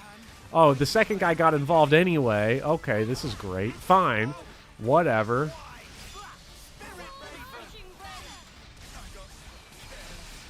You don't enjoy super AAA graphics, it hurts the experience. I think we're AAA graphics, you know... I think Resident Evil 4 Remake is like this great example of this, because we were having, like, the internet was, like, locked up in a yellow tape discourse, OSHA tape discourse. Like, why do games all have this? You know, part of the problem is that the graphics are so good now that the interactivity becomes harder to discern.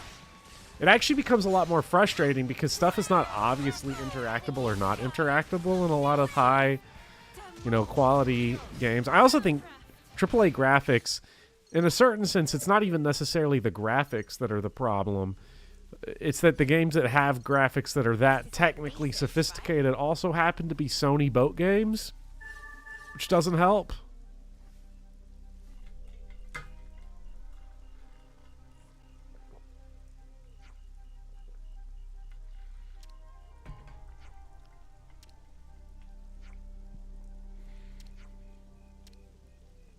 Yeah, my problem with the Switch hardware is not that it can't do, like, the most advanced, like, diminishing return graphics. It's that it can't hold, like, stable frame rates. I think if their next console can just, like, more easily hold, like, 60 FPS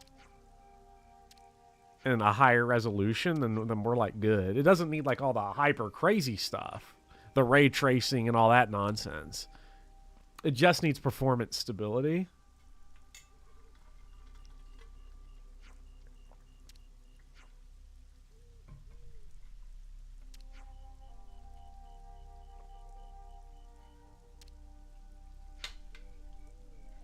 When they're gonna blow up lands.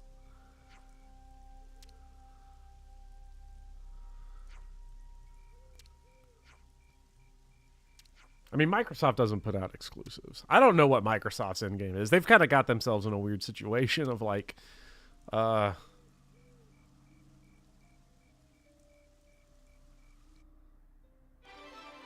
consoles can't hit 40K 60 FPS most of the time. Yeah, because you have to pick between... We've rounded up plenty of ingredients. Almost every game on, like, PS5, you have to pick between performance mode and, like, cinematic mode. I just don't understand. I need to look at it more closely. It is funny how, like, 30 FPS on, like, a video game looks all fidgety, but then, like, 24 on film just looks, like, smooth as shit. It's so weird how, like, our eyes are just trained to, like, interpret different mediums differently. To me, it's not even 60 FPS that's the big deal. It's stable FPS that's the big deal. I think that's what it is. Because...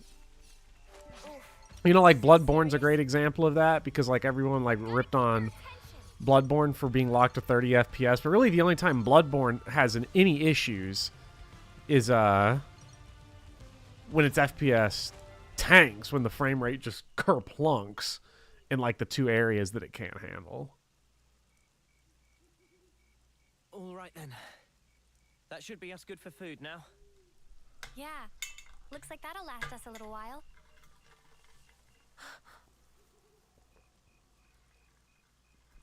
What's wrong, Leo? Oh yeah, the Xbox 100% at this point. It's a financial disaster, but it's cultural capital. And if you're a massive Microsoft, if you're like Microsoft, you can afford a little financial disaster if it gets you a lot of cultural capital. Boliaris!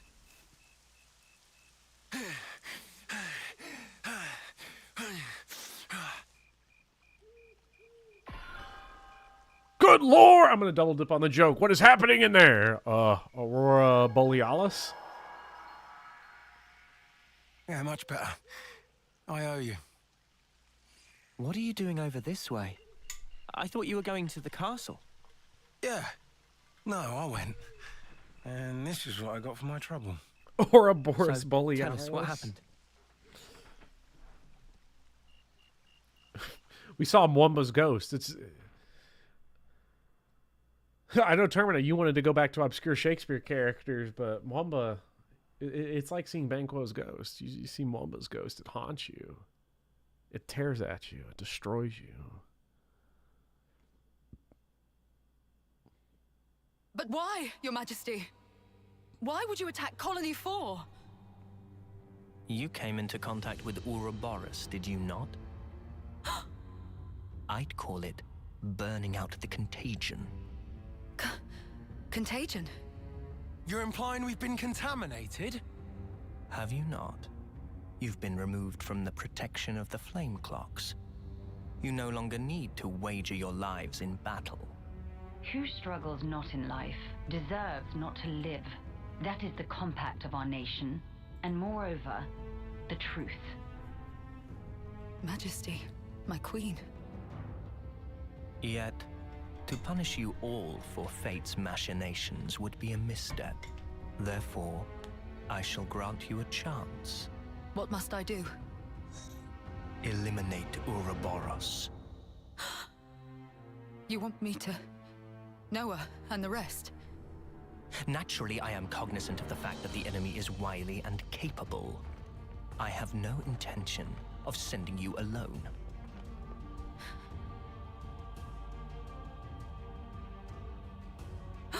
Kamaravi!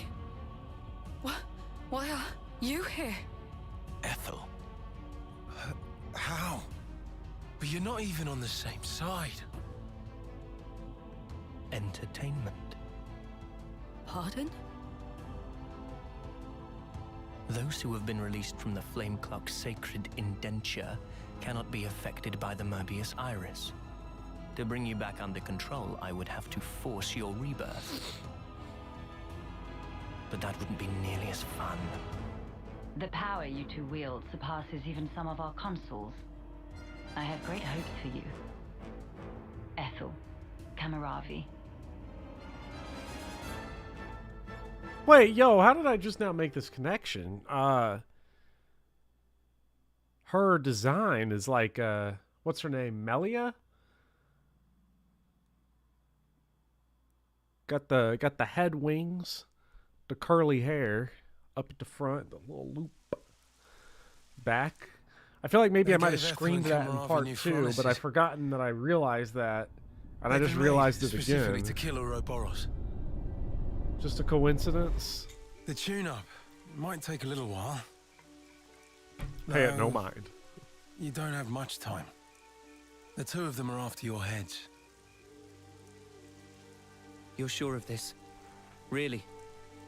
That's why I came here. To give you warning. They already know your rough position. That's how I found you in the first place.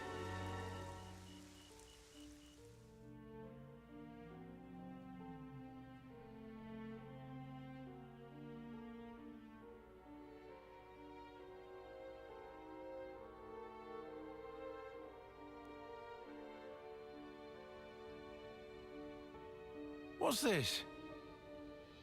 Plans of the castle. They were tuning up my Phoronis when I happened upon them. They include schematics for the annihilator. Take them and go back to Colony 4. Commander, you mean? If they can find us wherever we are, I want to at least secure a way for us to put up a fight. Am I wrong? But Mom, we can't very well... Also, about Noah's group. If you happen across them, tell them this. I will use lethal force, yes? What?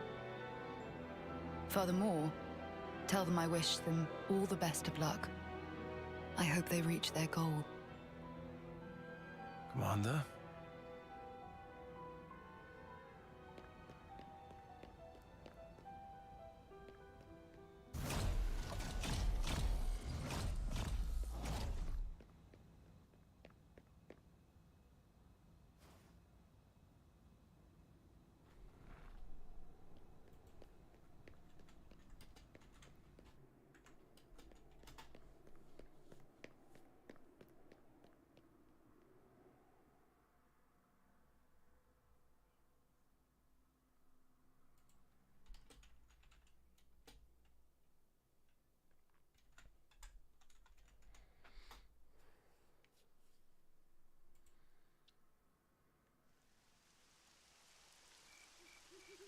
Oh, Ethel.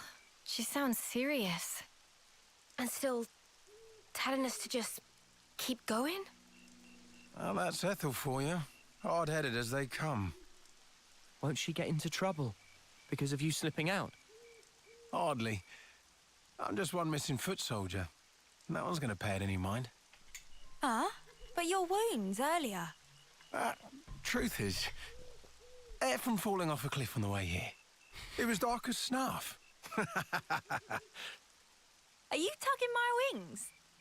Well, anyhow, it's nothing for you lot to fret over. This is our problem now. You focus on achieving your objective. We appreciate it. But man, why's the commander got to duke out with you lot, eh? And why was our foe Kamaravi there, the Aspar? Feels like the whole world's turned on its head. Alrighty, I'm heading back. Got it? You lot scoot on along out of these parts. There's still some time before they're done tweaking. And with you on foot... We're not running away. Not after all this. Huh? I'm staying too. What? Really? That light we saw a while back. If that if that had come from the annihilator, even if we were to somehow reach our destination, if it was at the cost of all your lives, it wouldn't be worth it. Surviving like that, I couldn't bear it. Mimi. Mia. Boliaris. The castle plans. Can you share them? Noah, you're not... You wouldn't. The fact remains, it was us that destroyed your clock. Therefore... Yes, but that's... Either way, I think it's clear at least part of the blame lies with us. It's only fair, then, that we destroy this annihilator. Agreed? You for real? I'd be up for a little detour. Same here. You did offer us shelter. That creates an obligation. No way around. Someone here needs to keep friends in line. Count Riku in. If plan on fighting, we'll need first-rate chef too. Oh. And that's it. No looking back. Well, my de facto partner's running full steam ahead. I mean, I can't very well go backwards, can I now? Oh, fine. Go on then. You wouldn't make it far inside the castle without a proper healer anyway. Uni.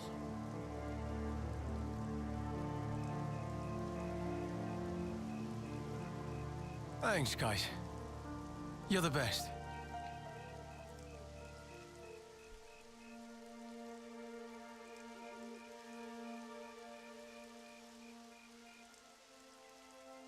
I'll head back to Colony 4, in case the shit hits the fan. Good luck then, to all of you. Yeah, we'll be all right.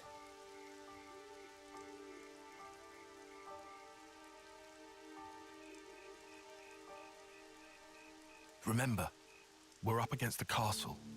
Get too close and we may come under fire. What's our plan? I think we'll be able to manage, as long as we're careful.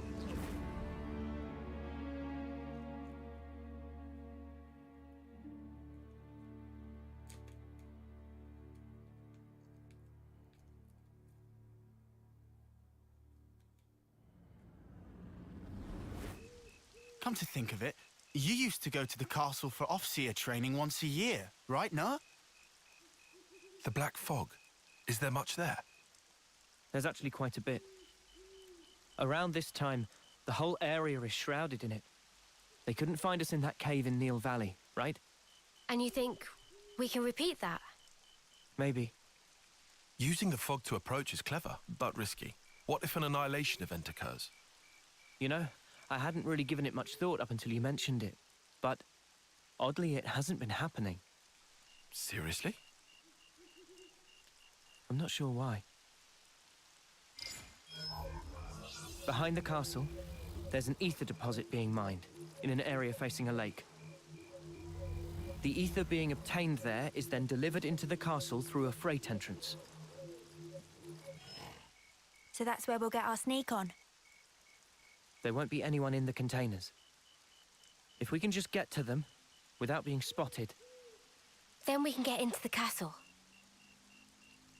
Okay, let's assume we do give the guards the slip. What do we do once we're inside the place? Tyon, the sensors. What was the Colony 4 soldiers' search radius with the fog out? Their scanning range, I'd put in the ballpark of 15 metri. Look here. In the reserve area, there's a maintenance hatch that leads directly to the outer wall. If we make it through here and get to the main housing, it'll land us in front of the annihilator. Less chance of being spotted by troops outside, too. We can do this. There's one concern. The castle is the Queen's residence. What if we're found by the consuls? Then I guess we'll have a fight on our hands. But it's not like we don't have a retreat. Here. In Kevez, after a homecoming, they wash away the belongings of the dead as part of a ritual. It's an understated affair.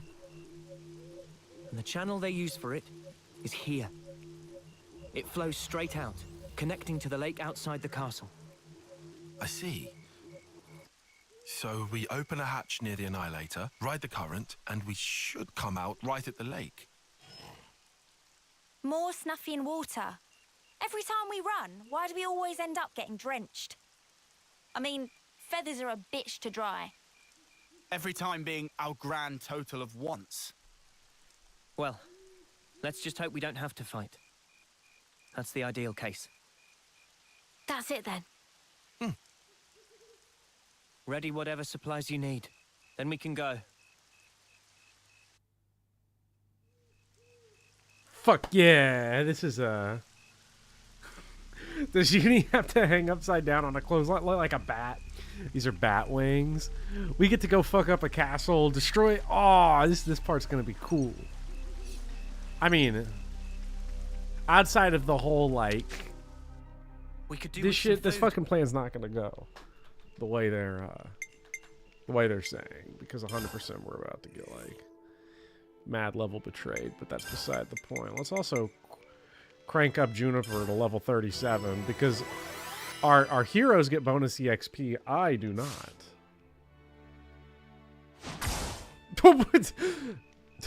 And on that day, Tyon accidentally shot Noah in the head.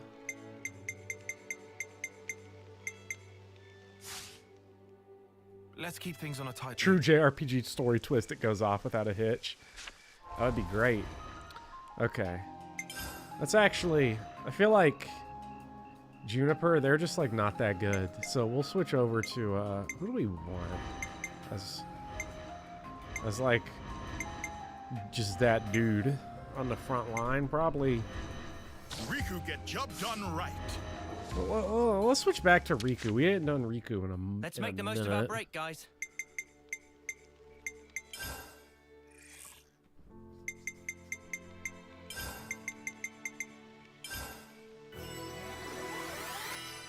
I really wish I could just use specifically 11 EXP to make everyone's EXP like the same. Even though I'm not using the bonus EXP, I'd prefer that. Am I anti-side quest? I'm anti like stupid fetch quest. This game's side quests are a lot better than like what you usually see in games like this. How does BXP accumulate, by the way? Still don't get it. I think it's like side quests, like the EXP that the side quests like put up, that's bonus experience. I'm pretty sure. Don't take my word on it, but you could give everybody one level to get them to the same point, but that's about it.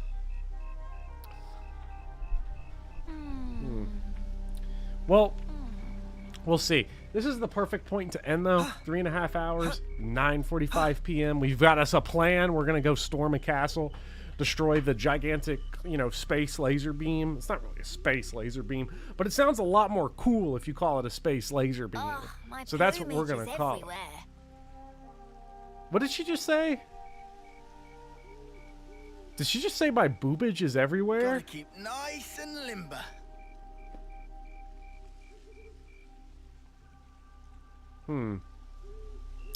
I'm gonna do here just because her plumage is everywhere. Okay. Crisis averted. I was worried I was playing heroes for a second. But yeah, I guess boobage does work. Yeah. But we'll take a break here because I think it's a good ending spot and it's late. I don't really want to stay up for another cutscene, and I'm kind of amped up enough to go fight it. I just got to make sure I don't go on a 2-week break from it. Let's try to do this again next weekend, I think. Yeah, Xenoblade 3 rules. Maybe can't do it tomorrow. I just want to play the game every day now. Shit. All right, well, we will we'll go ahead and end off here. Thank you all for watching. This was a ton of fun.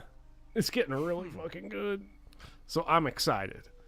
But with that, you all have a great night and have a great week. Only 2 more weeks of school for me, and then it'll be all-day streams all day, every day for like a minute while I rush beat Xenoblade 3 like the first 2 weeks of summer.